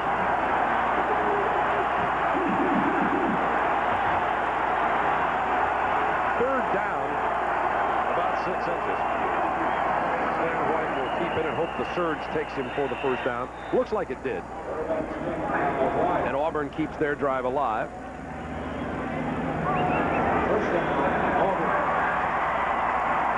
You know, things have really changed here in this football game as things have changed in college football overall. And, you know, there you see Pat Dye, and, you know, he had an operation last year, had his insides actually redone, and it was good he had them redone before this season started because, you know, he's been through more than he's been through in his 30-year career. And now before we're through, I have a few things to say about those tapes and that the Eric Ramsey case.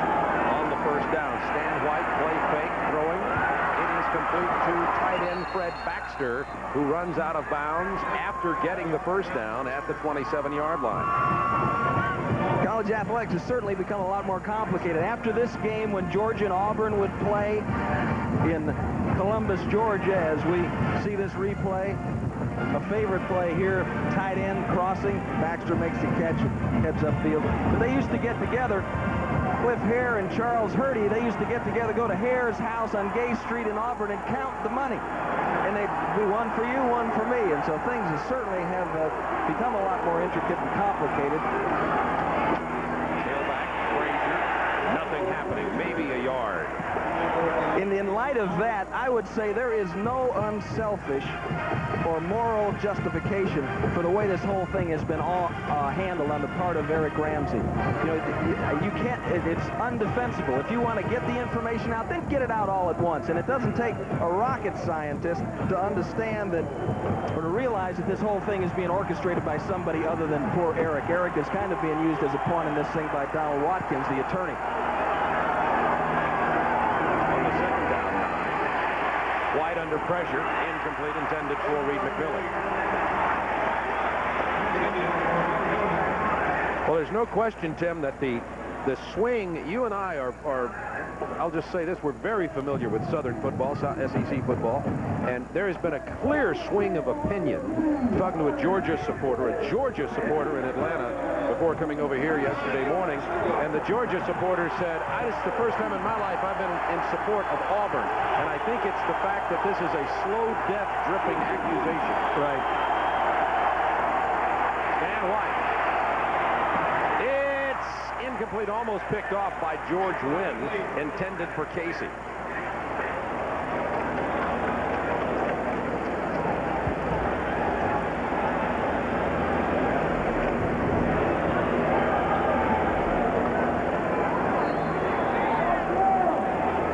Casey coming into the middle of the picture. Alex Smith running an up pattern, trying to stick it in down the middle of that defense, and good job by Georgia. Forces them into a field goal situation.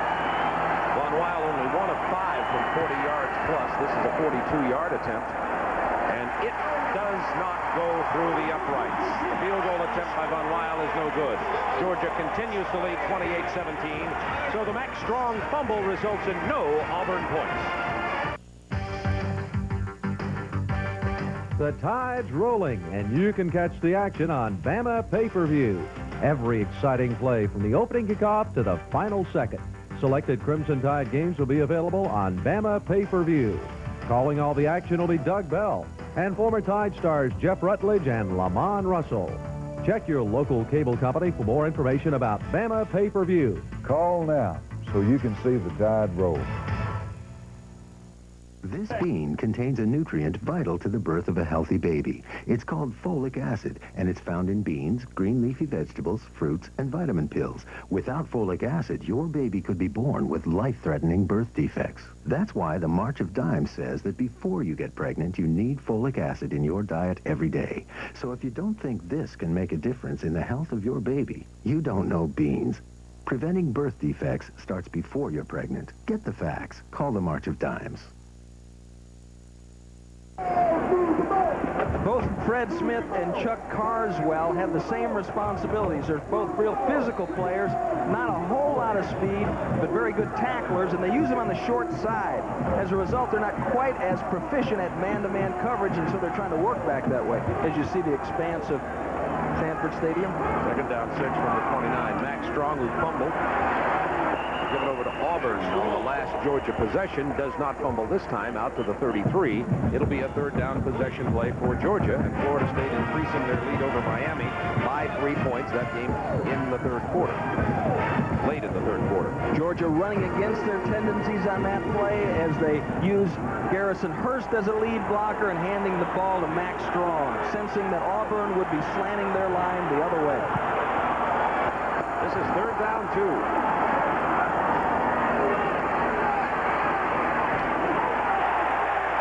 Picked off. Penalty marker is down. Hold everything. Corey Barlow came away with it, intended for Arthur Marshall. We told you coming into this game, Eric Zier had thrown only 3 interceptions all year. Mac Gentry, the referee today, sorting things out down on the field. Pass interference. Defense. Automatic first down. Take away the interception, give the ball back to Georgia, give the Bulldogs a first down at the 43. Let's see this. Number 12, the bottom of your screen, Corey Barlow. Looking into the backfield, reads the quarterback, makes his break on the ball. Oh, come on. Elizabeth, I told Mac not to call a pass interference. You got to give a guy a chance to go for the ball. That's all he was doing. Give the receiver a break. We're here to see offense. Here. First up to the 47. See, and Mac can tell you that the rule here is that both people have equal access to the ball. He's coming through trying to make a play on the ball, makes a fantastic catch. You know, that's a highlight film interception right there. But he almost broke the receiver's rib with his left arm wrap. Oh, come on, you nitpicker. Poor Arthur Marshall. All he wanted to do was catch the ball. Second down 6 from the 47. Zier held it a little too long that time, and down he goes at the original line of scrimmage.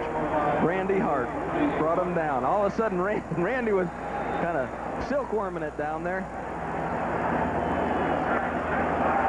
And Zier limping. Everybody hold their breath on that. Now he looks to be okay. But you know what? Greg Talley, the senior backup quarterback, is a pretty fair quarterback himself. He'll come in for at least one play. Oh. Hart coming in the inside on Alec Millen, and see his knee is bent under. Let's hope it's nothing serious. He appears to be standing up on the sidelines, not on the bench anywhere. Here's senior quarterback Greg Talley. He'll hand it off. Georgia will run it up the middle this time. Out across the 45 to the 46 goes Max Strong. Greg Talley out of Valdosta, Georgia. A story in the Athens paper today about this young man. He has, with incredible class, stepped aside for young Eric Zier, but maintained his place as a leader on this football team. Yes, he has. He's used his influence to try to gain support for Eric. And that's really important. I mean, he could have poisoned it for Eric Zier, but he's not that kind of kid. Bailey with the fair catch at the 24-yard line. Saucy gets rid of it, and Auburn, trailing 28-17, will take over the football. 7:57 to go in the third, and we'll check on the condition of Eric Zier.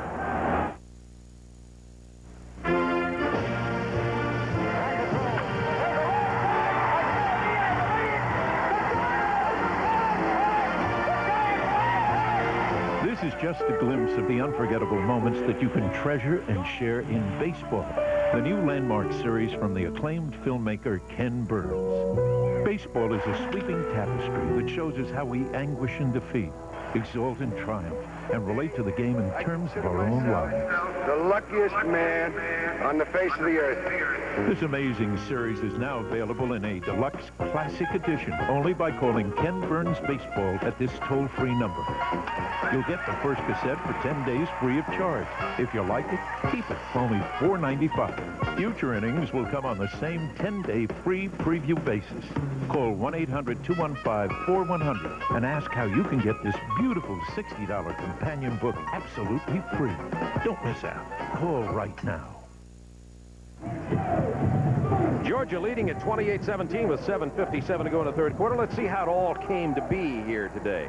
First of all, Jim Von Weil got a 36-yarder to go ahead 3-0. Georgia came back to get the touchdown. Max Strong took it in from 8 yards out. It was 7-3 Georgia. Auburn took the lead again on a Reed McMillan 12-yard touchdown run. Then Georgia went ahead 14-10. Garrison Hurst took it in from 2 yards out after a fumble. Georgia took it in and scored. Made it 21-10. And then Frank Harvey scored again for the Bulldogs to give them the 18-point lead at the half. As soon as the third quarter started, Georgia fumbled on the 4. Joe Frazier took it in to make it 28-17, and that's the score right now as Stan White goes back to work from his own 24-yard line. It is complete to Dale Overton on the far side for the first down. Target almost picked that off. We were talking about Eric Zier. He was shaken up previously. Let's go to Craig Sager and get the story.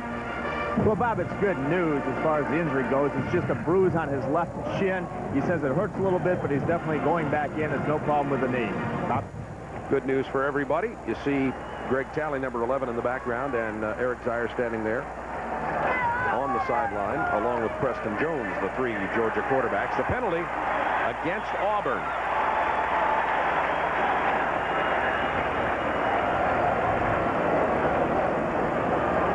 Moves the ball back to the 18-yard line. Was clipping against the Tigers.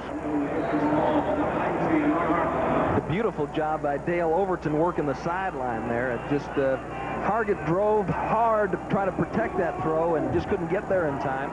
Overton made the catch. Now it's 1st and 15.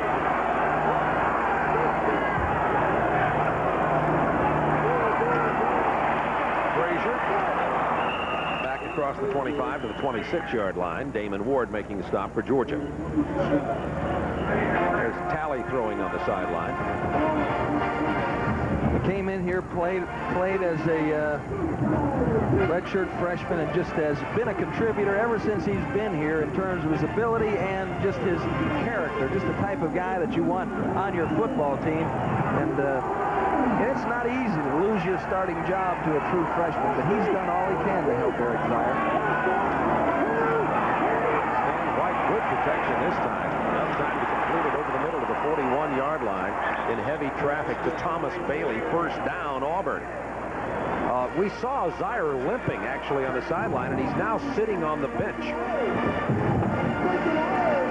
Bailey working against Target. Target playing kind of a soft corner, breaking underneath. Can't get there before the ball. Ralph Thompson closes. It's completion up to the 41-yard line. On the first down, Stan White looking for Casey, almost picked off. Incomplete, 37-yard line. Carswell going for the pick. Carswell in great shape. Good pattern by Herbert Casey. It's a play action. They're working back into the sideline. You see the tight end crossing. He reads the linebacker sucks up, lay it over the top. And they plan on getting it in there in front of Carswell, but Carswell making a nice break on the ball prevented that completion. Wasn't Chuck Carswell a true freshman about 15 minutes ago? He's a senior. Where does time go? White completes it to Reed McMillan, the fullback, short of the first down. To the 49-yard line. John Allen making the play for the Bulldogs. Georgia leading 28-17. Auburn got back in here with only 18 seconds gone in the half when Ricky Sutton sacked Eric Zier. Zier coughed it up, and Frazier took it in for the touchdown. Bob refers to Carswell. He was a converted tailback. He played tailback as a freshman. Then he broke his neck early in his career. They thought his career might be over, but he's fought his way back, and this is his 15th start as a corner. Third down, 2. Frazier gets the first down to the 44 of Georgia. Ralph Thompson makes the stop for the Bulldogs.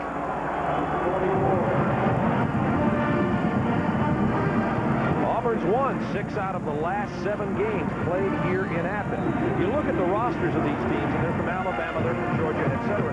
So many, particularly of the Auburn players, either are from the Atlanta or the Georgia area or have friends or connections here, it's not much of an away game for a lot of these Auburn players. And the Atlanta Constitution ran a poll, and supposedly, according to the Bulldog fans, Auburn is their biggest rival. Stan White avoiding the sack. Beautiful play by White. Got a block, and now he's down. Once again, you got to give some credit as I look downfield to George Wynn, who stayed with Overton the whole time, Tim. He stayed with Overton, and John Allen was there underneath. If White had thrown that ball, it would have been an interception. Kirk Douglas coming around the top. You know, he beats Wayne Gandy, gets out of it. Gandy comes back and helps on Damon Ward. Greg Jackson almost grabbed his face mask, but good job by White. There was nobody there. He did the right thing. Pull it down and go. Second down, 8 from the 42.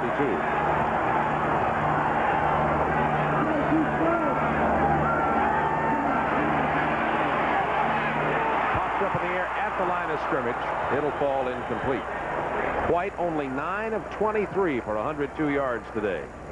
Willie Jennings got it. Jennings big for a nose guard. You see a lot of squatty bodies at that position, but he's 6'5". They stretched out his squatty body. He's 6'5", and he's 285, and he doesn't miss a meal. My kind of guy. Third down, 8 from the 42. Split out Tony Russell to the left side. Bailey to the right.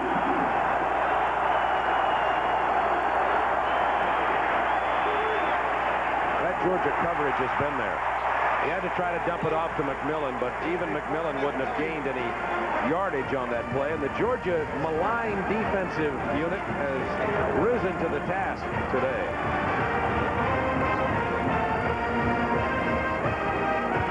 Pat telling Stan White to throw it downfield. Stan probably saying, yes, sir. He probably didn't go ahead and explain that they were covered down there. Yes, sir, usually works. Georgia playing for the fake here. Very aware. George Terry. It's good hang time on this. Carswell signals fair catch and makes it at the 11. The Georgia will start in the hole here at their own 11-yard line, leading 28-17. We have just under 4 minutes remaining in the third quarter. Great legs. Thank you. How do you get them? I used to do aerobics till I dropped. Then I found Thigh Master. Every single time you squeeze Thigh Master, you strengthen and tone right where you need it. So it's easy to squeeze your way to shapely hips and thighs. I thought I'd never fit into these jeans again. Thank you, Thigh Master. I recommend it and use it. The secret to shapely thighs is exercising these muscles with just the right resistance. This balanced resistance coil is designed to give you results quickly and comfortably. Want to tone your upper chest and arms? Thigh Master will give you excellent results. Thigh Master, we may not have been born with great legs, but now we can look like we were. To order your Thigh Master, call 1-800-533-1400. Have your credit card ready. Or send check or money order for $19.95 plus $4.50 for shipping and handling to this address. No CODs, please. If you're not fully satisfied, return it in 30 days for your money back. Plus, if you call right now, we'll also send you Suzanne's Slender for Life plan absolutely free. So call now for quick delivery. Look at Simmons working on his right, looks like his right ankle. And Eric Zier is back in at quarterback for the Bulldogs, so the news continues to be good. Craig Sager reported after he was taken out injured, it was a bruise on his shin. Larry Ware makes him miss once, but not twice. He's going to lose yardage on the play. Benny Pierce with the stop, number 97. Pierce out of Valdosta, Georgia, one of those Georgia folks on the Auburn team that you were talking about. Pat Dye said that his development at linebacker was the highlight of the spring for the linebacker. He's just really come a long way. He's got a deep thigh bruise, knocked him out of action last year. He's looking healthy out there today. Second down, 12. Zier will have to throw from the 1. Completes it over the middle out to the original line of scrimmage to Shannon Mitchell, who just made his 6th catch of the afternoon. Shannon's only a sophomore from Alcoa, Tennessee, up near Knoxville.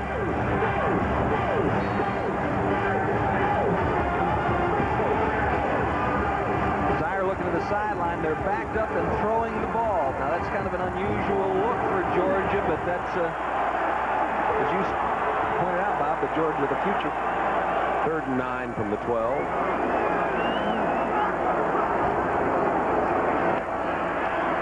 Zier running out of trouble, throwing on the run, incomplete. Well, hold it. Maybe he did catch it. Andre Hastings. They're going to spot the ball at the 17. They're saying incomplete now, the ruling. So Georgia will have to punt it away.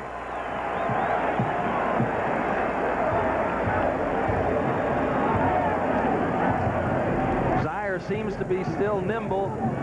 Avoids the rush, gets out of the pocket, looks to the sideline. Hastings makes a valiant attempt. Looked like it skipped up. There's the snap from David, number 31. Wearing the wrong number for the long snapper. Bailey driven out of bounds at the 44-yard line. Drew David is the redshirt freshman who snaps the ball on the punt teams. That is Stuart Saucy, who is punting for Georgia since Armstrong was injured. That's what the SN means. Snapper. There you go. Thank you for answering my question. I was going to talk to Claude Phelps, who's the sports information director here at Georgia, but you handled it for me. Thank you very much. Fun doing this game with David Housel from Auburn, and Claude and Georgia do a great job getting us ready, preparing us, filling us with information. 1st down 10 from the 45. Frazier near midfield. They fill you with information, fill me with pizzas. So which works for me. 2:33 to go in the 3rd quarter. Frazier's been a workhorse today, has 97 yards on 13 carries as UC Tony Russell, number 84, on the field for Auburn. Teapot Brown and Alex Smith in the backfield. 2nd down 5. Alex Smith tries the left side. He's going to get the 1st down. And another 10, and another 15, and another 20. To about the 23-yard line.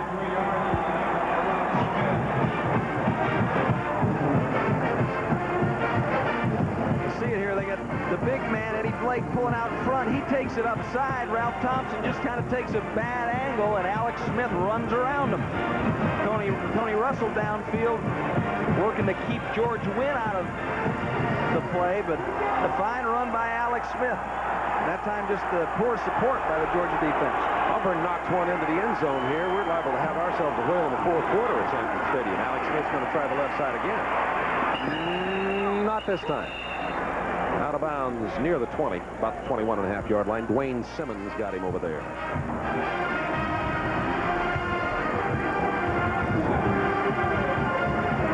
Pat Sullivan talking to Tommy Bowden upstairs, who makes the calls. Of course, they talk about them all, and they have it pretty well planned out going into the game. But Tommy Bowden, the guy with making the decisions there.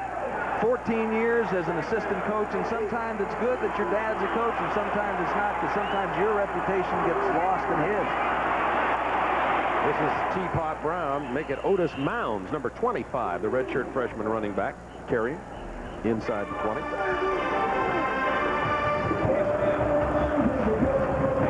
There's Tommy Bowden on the left of your screen doing the talking right now. To Pat Sullivan, James Daniel in the middle. Offensive line coach. Bowden was the offensive coordinator at Duke. He's been at Alabama, was the offensive coordinator at Kentucky, and Pat Dye brought him to Auburn to still some excitement into this offense. Big play coming up here, and Georgia may have jumped offsides. 3rd down 3 Auburn at the 16-yard line, and the penalty flags fly. Did you see that? So that'll be a penalty against the Bulldogs. Offsides. Offside, 5-yard penalty. The first down. Watch this now. Watch this offensive line, if we can get this back up. Watch this. Georgia jumps. They don't move. They don't flinch. They stay down. Their hands are still on the ground. They don't want to give the referee one inclination that it was their fault at all. They'd like to raise their hand up and point at them and say, see, they're offside, but they don't. That's how Tommy coaches them to keep their hands down. And Stan White has the ball, kneels down. I like the fact that Stan White was ducking. Here's Alex Smith, cutting, twisting, and being stopped at the 1. Chuck Carswell got him. Excellent run by junior Alex Smith, another Georgia player on this Auburn team from College Park. It'll be second down goal, Auburn, trailing 28-17, closing seconds of the third quarter. Tell you, once the momentum escapes you, things get difficult. Somebody cut Wayne Simmons down. Ralph Thompson couldn't hang on. Good hit by Carswell, keeps him out of the end zone. Second down 1. But obviously, you know, Auburn taking the long way back.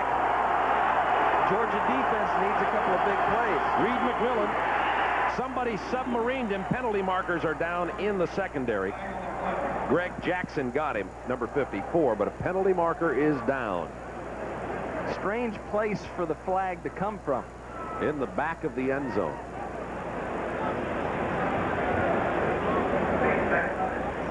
Often that indicates it's against the defensive team. Or it might be too many men on the field. Didn't see anybody jump. Did you see anybody jump? No. Ineligible participation by there you the go. defense. Too many men. Half a distance will measure. 12 players on the field or more, and that makes head coaches go gaga. We just saw Ray Goff going gaga.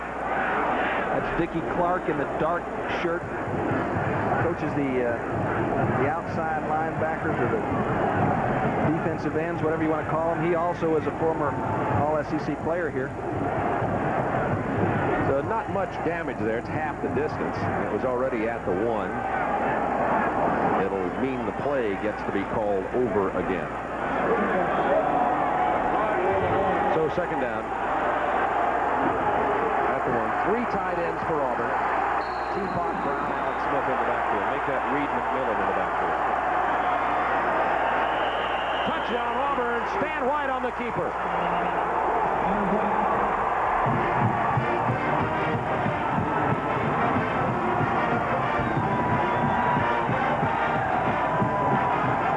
Stan White keeps it. Auburn narrowing the gap. Georgia led 28-10 at the half. See the surge from Meeks, Tillman, and Blake.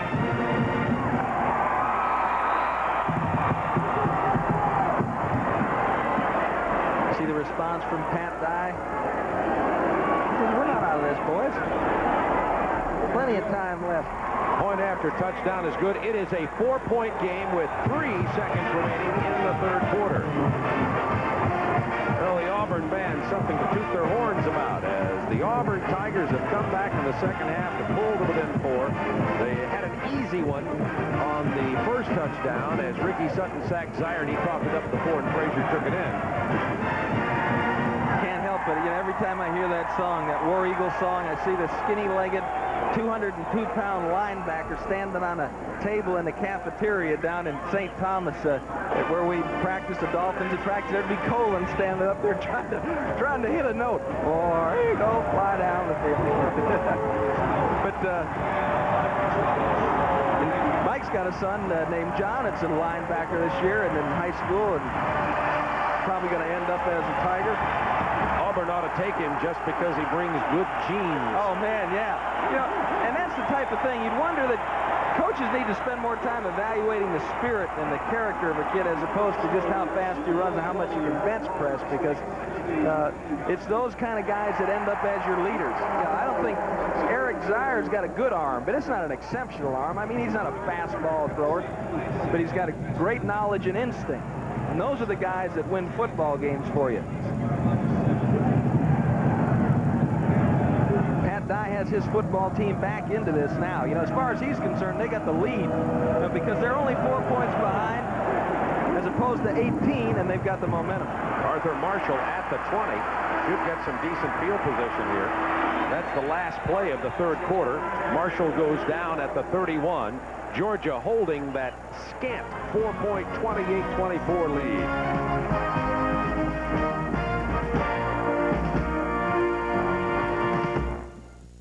Today, a Pavlovian experiment. Using superior intellect and vast scientific knowledge, we spent 6 months conditioning the poor, unsuspecting subject to respond to a ringing bell with an uncontrollable craving for the ultimate beverage. demonstration.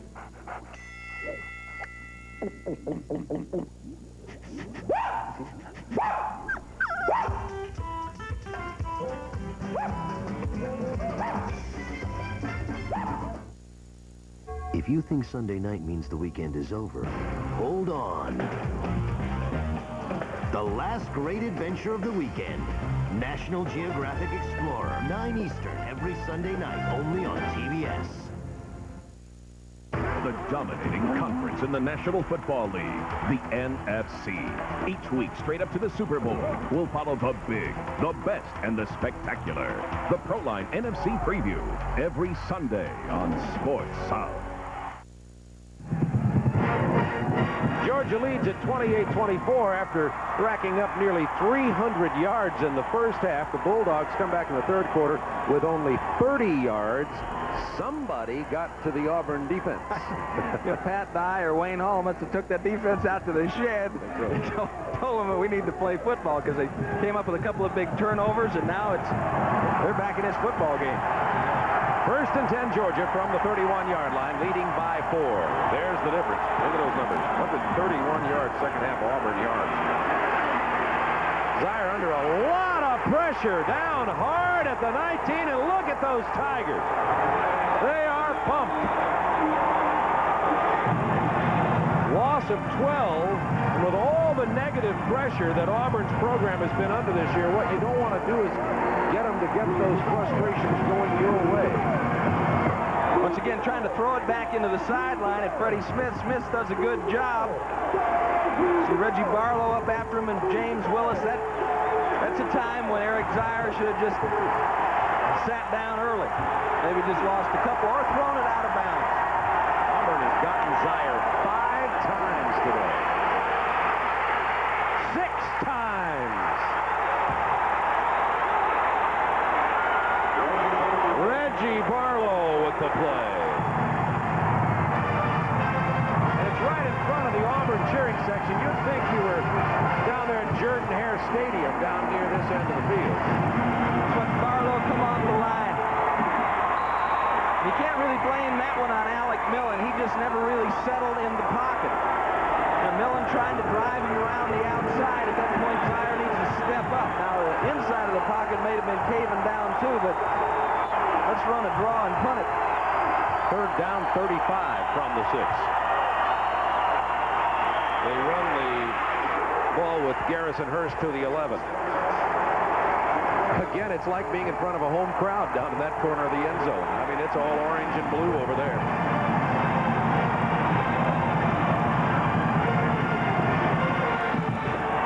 So the running play, and now Stuart Saucy, the backup punter for Georgia, is in, punting out of his own end zone.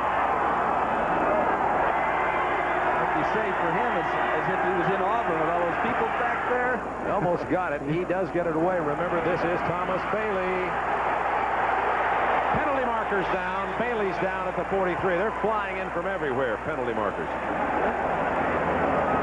50-yard punt by Stuart Saucy. He has come up big in this ballgame. Well, when you've got a return man like Thomas Bailey, it always makes those guys on the punt return team work harder. They know if they can spring him, give him a little gap, this guy can take it all the way. That time, got a clip called. Missing return team.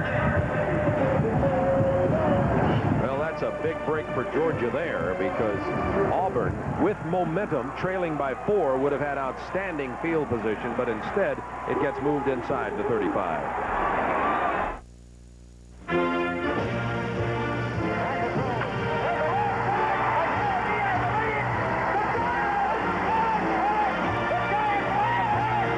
This is just a glimpse of the unforgettable moments that you can treasure and share in baseball. The new landmark series from the acclaimed filmmaker Ken Burns. Baseball is a sweeping tapestry that shows us how we anguish in defeat, exult in triumph, and relate to the game in terms of our own lives. The luckiest man on the face of the earth. This amazing series is now available in a deluxe classic edition only by calling Ken Burns Baseball at this toll-free number. You'll get the first cassette for 10 days free of charge. If you like it, keep it for only $4.95. Future innings will come on the same 10-day free preview basis. Call 1-800-215-4100 and ask how you can get this beautiful $60 companion book absolutely free. Don't miss out. Call right now. Stan White. He's got Overton wide open at the 35, down to the 26. 41 yards. White finds Overton, and Auburn, trailed by 18 at the half, threatening to take the lead in this game.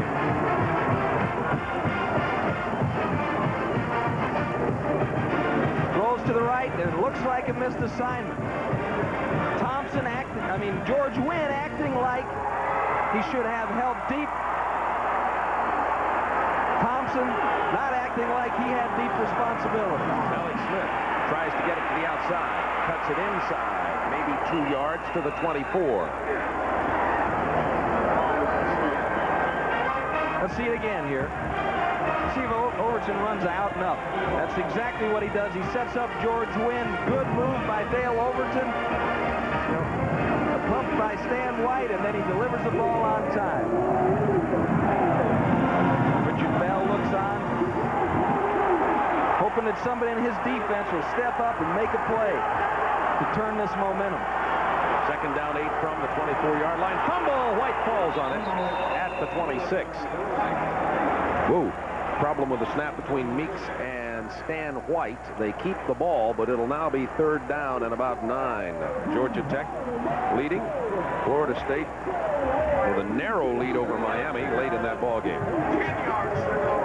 The sign of a good coaching staff is how well they adjust at halftime. Of course, Georgia had nothing to adjust to at halftime. Things are going their way.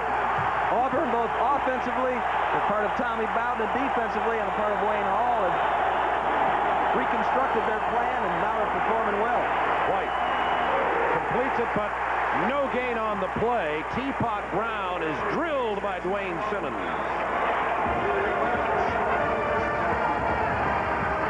They're going to bring Von Weil on for a field goal attempt. Once again, a good job by the interior of Richard Bell's pass defense. Forces the throw to the outside, and Simmons reacts. 43-yard attempt by Von Weil. He missed one earlier from a similar distance. Only 1 out of 6 on the year from this area. Hits this one hard. Does it get between the uprights? Yes! Auburn is within 1 point of the Bulldogs. 10 and a half minutes remaining in this ball game, and we've got a beauty going on here between the hedges in Athens, Georgia.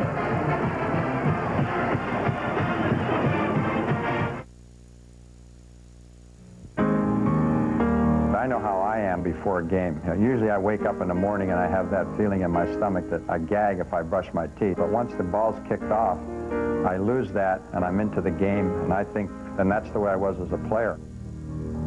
Every young man relates to anxiety in a different manner. It's a time of excitement. It's a time of a rush. And they understand that they better commit themselves to the next 3.5 or 4 hours, because they have a great task ahead of them, and there's so much responsibility from their standpoint to the rest of the team. Number one, we want 100% effort, whether it be in the classroom, on the football field, or in their social life. We want them to do whatever they do it the best that they can do it. We try to make our show as interesting as possible. Let them know that there's faces inside those helmets. There's real exciting young people inside those uniforms.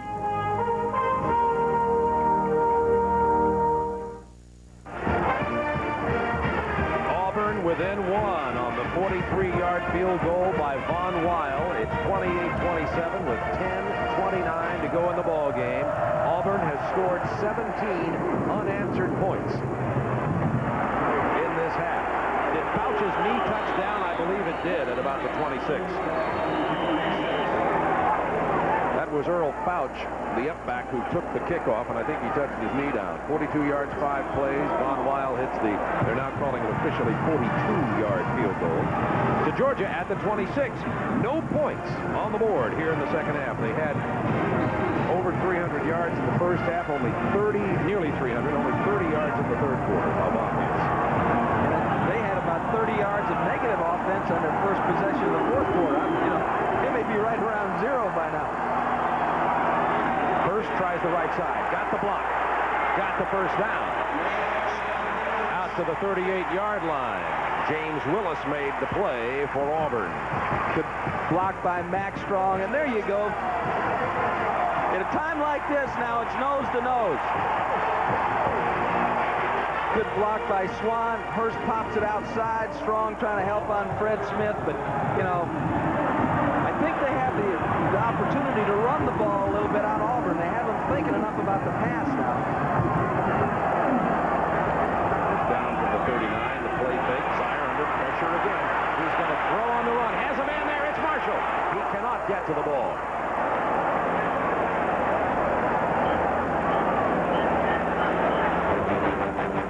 You notice Wayne McDuffie, knowing the ability and talent that he has on this offense, does a lot of quick set stuff. Play action helps the linemen protect. This Georgia offensive line, they're not a group of great pass blockers, and as you see Wayne there on the far left of your screen, and he knows that, so he tries to quick set, play pass, anything he can do to buy time for Eric Zier. From the 39, Hurst has a hole. Makes a miss. Out of bounds at the 37-yard line of Auburn, and that got the Bulldogs faithful on their feet.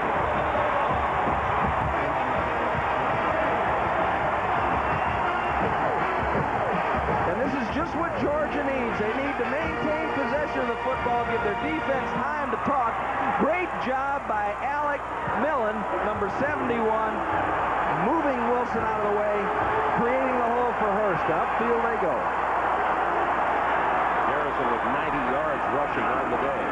Hand off to Strong. Quick opener to the 34-yard line. A gain of about 4 yards on the play for the Bulldogs. Leading by 1 with 9:27 to go in the game. Georgia had gotten into throwing the ball a little bit. Auburn's got some guys up front that like to pass rush. Barlow likes to come from the outside. Sutton and Wilson. Now they're sitting them down a little bit. They have to think a little bit more about the run.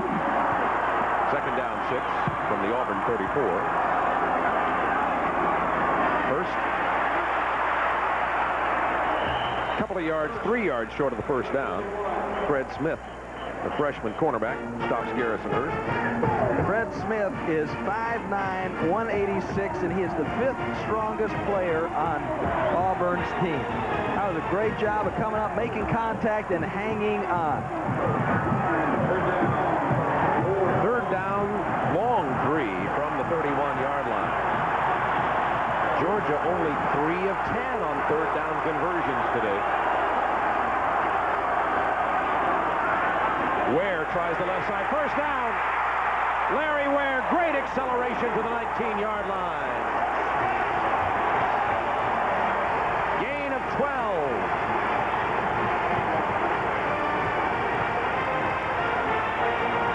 Great job of blocking by Max Strong as we see this again. Watch this. Mike Pelt, the Auburn linebacker, filling up inside. A double team on the nose.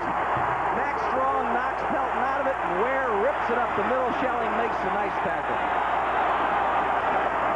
A 1-2 pointed tailback for Georgia. Hurst and Ware. Ware again. He may go all the way. Touchdown, Bulldogs.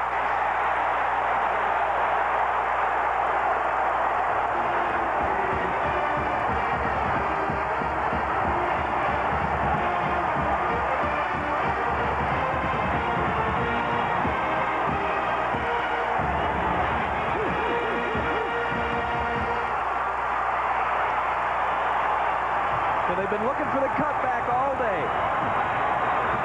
Both Hurst and Ware, and that time Ware took it. Peterson's point after hits the upright, and that makes it a 7-point game. Let's look at the touchdown again from the eye with Larry Ware, 76 Swan. But he cuts it back on the backside with Lamont Tellis, Alec Millen. Fred Smith comes up, makes a valiant effort. Ware runs through the tackle, and it's a 6-pointer for Georgia. Sports South, October. You name the game, and we'll have the answer. College football. The Blitz is on, with coverage of over 30 live and tape-delayed matchups. More than 35 coaches shows and conference updates. The key rivalries, with all the big game excitement. We'll go to the next level with the Falcons Report and the Proline NFC Preview.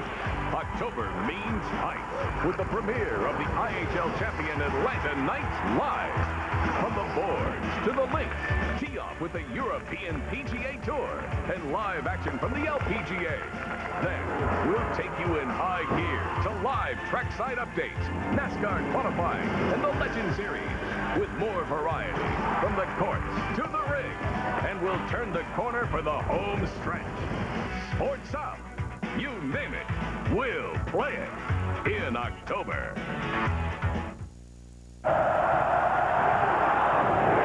Short kickoff is going to come down to Thomas Bailey at the 16. Look out.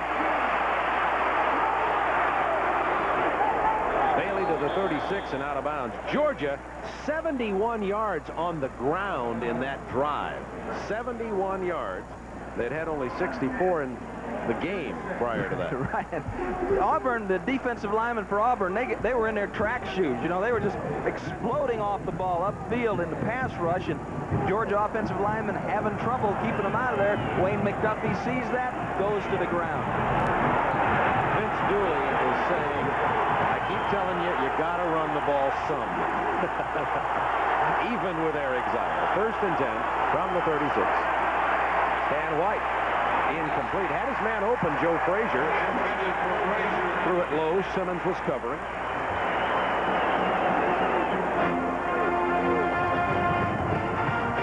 And with 3 minutes to go, Miami leading Florida State by 1 in Tallahassee. Battle between number 1 and 2. But there are about 85,000 folks here in Sanford Stadium who don't care. They may be the only ones, but they are certainly into this 7-point ball game, 34-27. Defensive line coaches Steve Greer's up in the booth, but on the sideline encouraging Georgia linemen, get their hands up, get their hands up. White. Incomplete. Big stick there by George Wynn. Overton had it, and Wynn knocked it loose. Excellent route by Dale Overton on the top. Watch this. He makes the turn. Wynn reading inside, breaks on the ball. Now keep coming back, Dale. Keep coming back toward the ball. Now Wynn makes a play defensively, tears it loose. Good job, George Wynn. George Wynn, this is 33rd consecutive start here at Georgia. Came into the game with 2 interceptions, 10 passes broken up. He's a senior this year. Last game between the edges. 3rd down 10 from the 36. White. Incomplete. Almost picked off by Wynn. Tony Russell just couldn't hold on to it. 3 downs and out. Auburn has to give it up with 7:16 remaining. Great football game. You know, if you're watching and you're from Auburn, you got to respect Georgia. You're watching and you're for Georgia, you got to respect the Auburn Tigers. It's fun to be here. Terry George punting for Auburn. It's a beauty. Carswell take it at the 26. Hit almost instantly and down there. Penalty marker is down. Chris Schelling, 32, the man who got him first. 37-yard punt. I'm the guy you work with that has straight hair, though. You got that one right. I don't want to get into the hair. I could lose some friends there on the hair comments. 1st and 10 from the 32. Zier looking for some success here in the second half. Getting none. That was a fumble. Nope. Incomplete pass. Well. Late signal, though. The official did not signal anything while that ball was loose down there. It was Willie Whitehead, 48, who came right after Zier. The ball is loose, and so is Pat Dye's hat. Now watch this. Watch this. Fumble. Georgia had covered it anyway, but they would have lost a lot of yardage. One of those close calls that you just go with the official judgment. Look at the difference. Tale of two halves. Auburn is making it tough. Garrison Hurst drilled by Richard Shea, defensive right tackle for 93. So why don't they do what they did in the first half? Well, that's what Auburn figured out at halftime. They were not going to let them do what they did in the first half, and so if you're going to beat us, you got to do something else. Well, it was interesting. We heard Pat Dye. You heard him as he walked off the field. He said, defense is what's got us down. Defense is what will get us back, and that is, in fact, what has happened on 3rd down 11. Some protection this time. There is Max Strong. To the 43-yard line of Auburn. Big play. Zaire to Max Strong. A gain of 24. That's a play Auburn thought they could get on Georgia, and Georgia comes back with it and runs the back out of the backfield. Good hit by Freddie Smith. Good throw by Zaire. Max Strong having a great game here.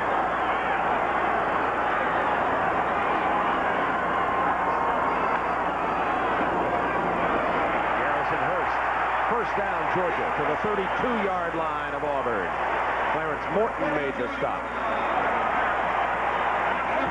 So about 35, 36 yards in 2 consecutive plays by the Bulldogs.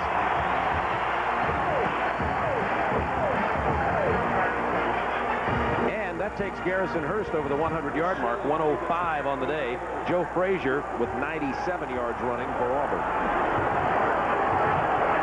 That's the 6th 100-yard game of the young career of Garrison Hurst. Zaire got a nice block. Penalty marker at the 20. Intended for Hastings. Corey Barlow covering.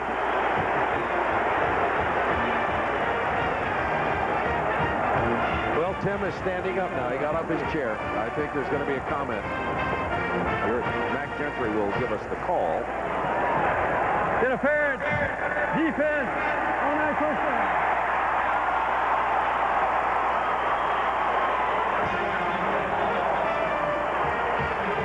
They mark it to the 18-yard line. Let's see what we see. The end of the play. Great fake by Zaire. I agree with you. Driving for the ball. Come on. You got to give him a shot. Now, maybe he made contact early, but Hurst to the 16-yard line. Oh, I agree with you on that one, at least from our view of it. Well, let's see it from another angle. Our producer, Rowan Backfish, got another angle. We got this high view here. And on the top of your screen, Barlow turns. The receiver slips. He's driving for the ball. Might have been uncatchable anyway, so whatever.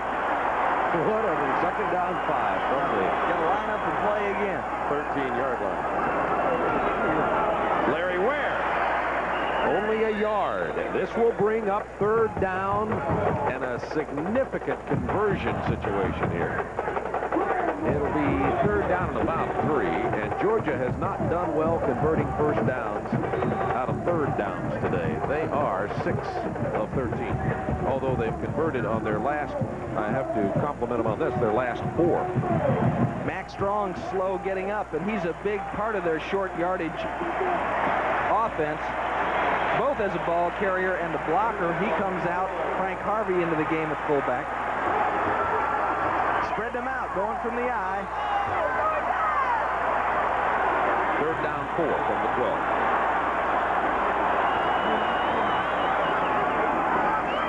Harvey.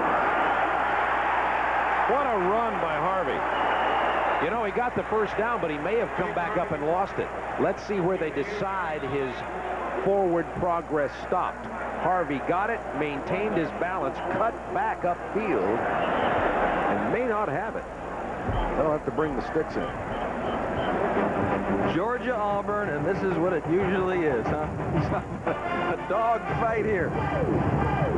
Great effort by Frank Harvey. See, he got it. Yeah, he did get it, and he kept on his feet, and it looked like, you're right, Bob, it looked like he fell a little short. Yeah, he didn't get it. So what's it like to be a head coach now? And you can transfer this over now to what's it like to be the kicker. True freshman Cannon Parkman comes on. He's had his difficulties in clutch situations this year. He's been under the gun a lot. This will be a 25-yard attempt. Stuart Saucy holds. Stone Mountain, Georgia, Cannon Parkman. Good view. It's perfect. Georgia builds a 10-point lead with just under 4 minutes remaining. Oh, the weight lifting off the shoulders of that young man.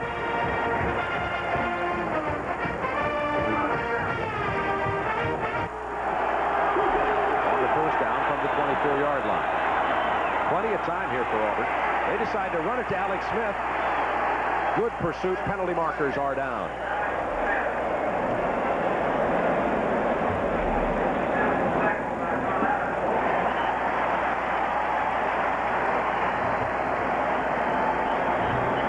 At the line of scrimmage. 3:46 remaining.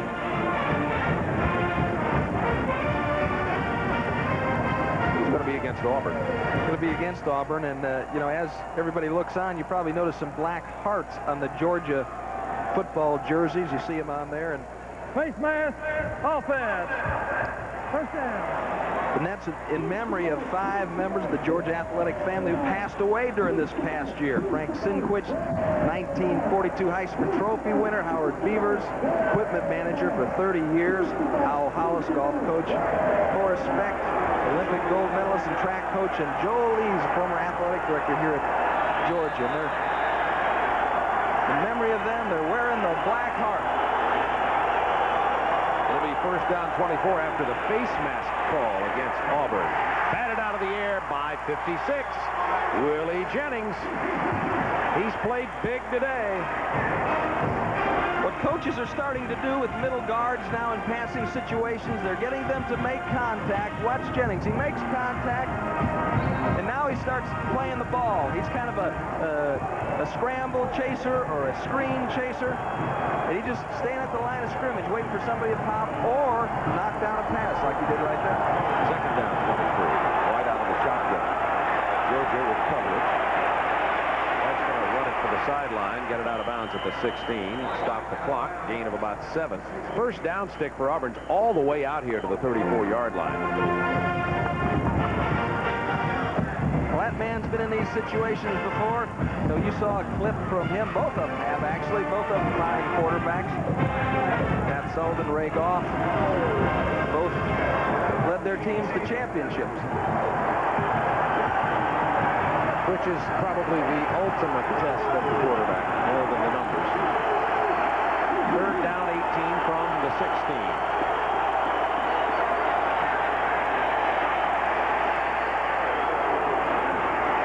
Nobody home. Bailey and Overton over in that area. And Ray Goff won't have to look back to the birth of his daughter as a reminder of the last time he beat Auburn. Allison turned 5 yesterday, and that was the last time Georgia had defeated Auburn. But today, that goes away, and Allison will have a little bit happier birthday from her father's viewpoint. Georgia's 37-27 victory over Auburn not only earned them a berth in the Independence Bowl, but a perfect 6-0 home record for only the 5th time in school history. It was also a record-setting day for Eric Zier, as the freshman set 4 Georgia passing marks, including the new single-season mark of over 1,800 yards. Coach Ray Goff's team finished 9-3, closing out the year with an impressive win over Arkansas in the Independence Bowl. I'm Bob Pasella saying thanks for watching Sports South's College Football Flashback. See you next time.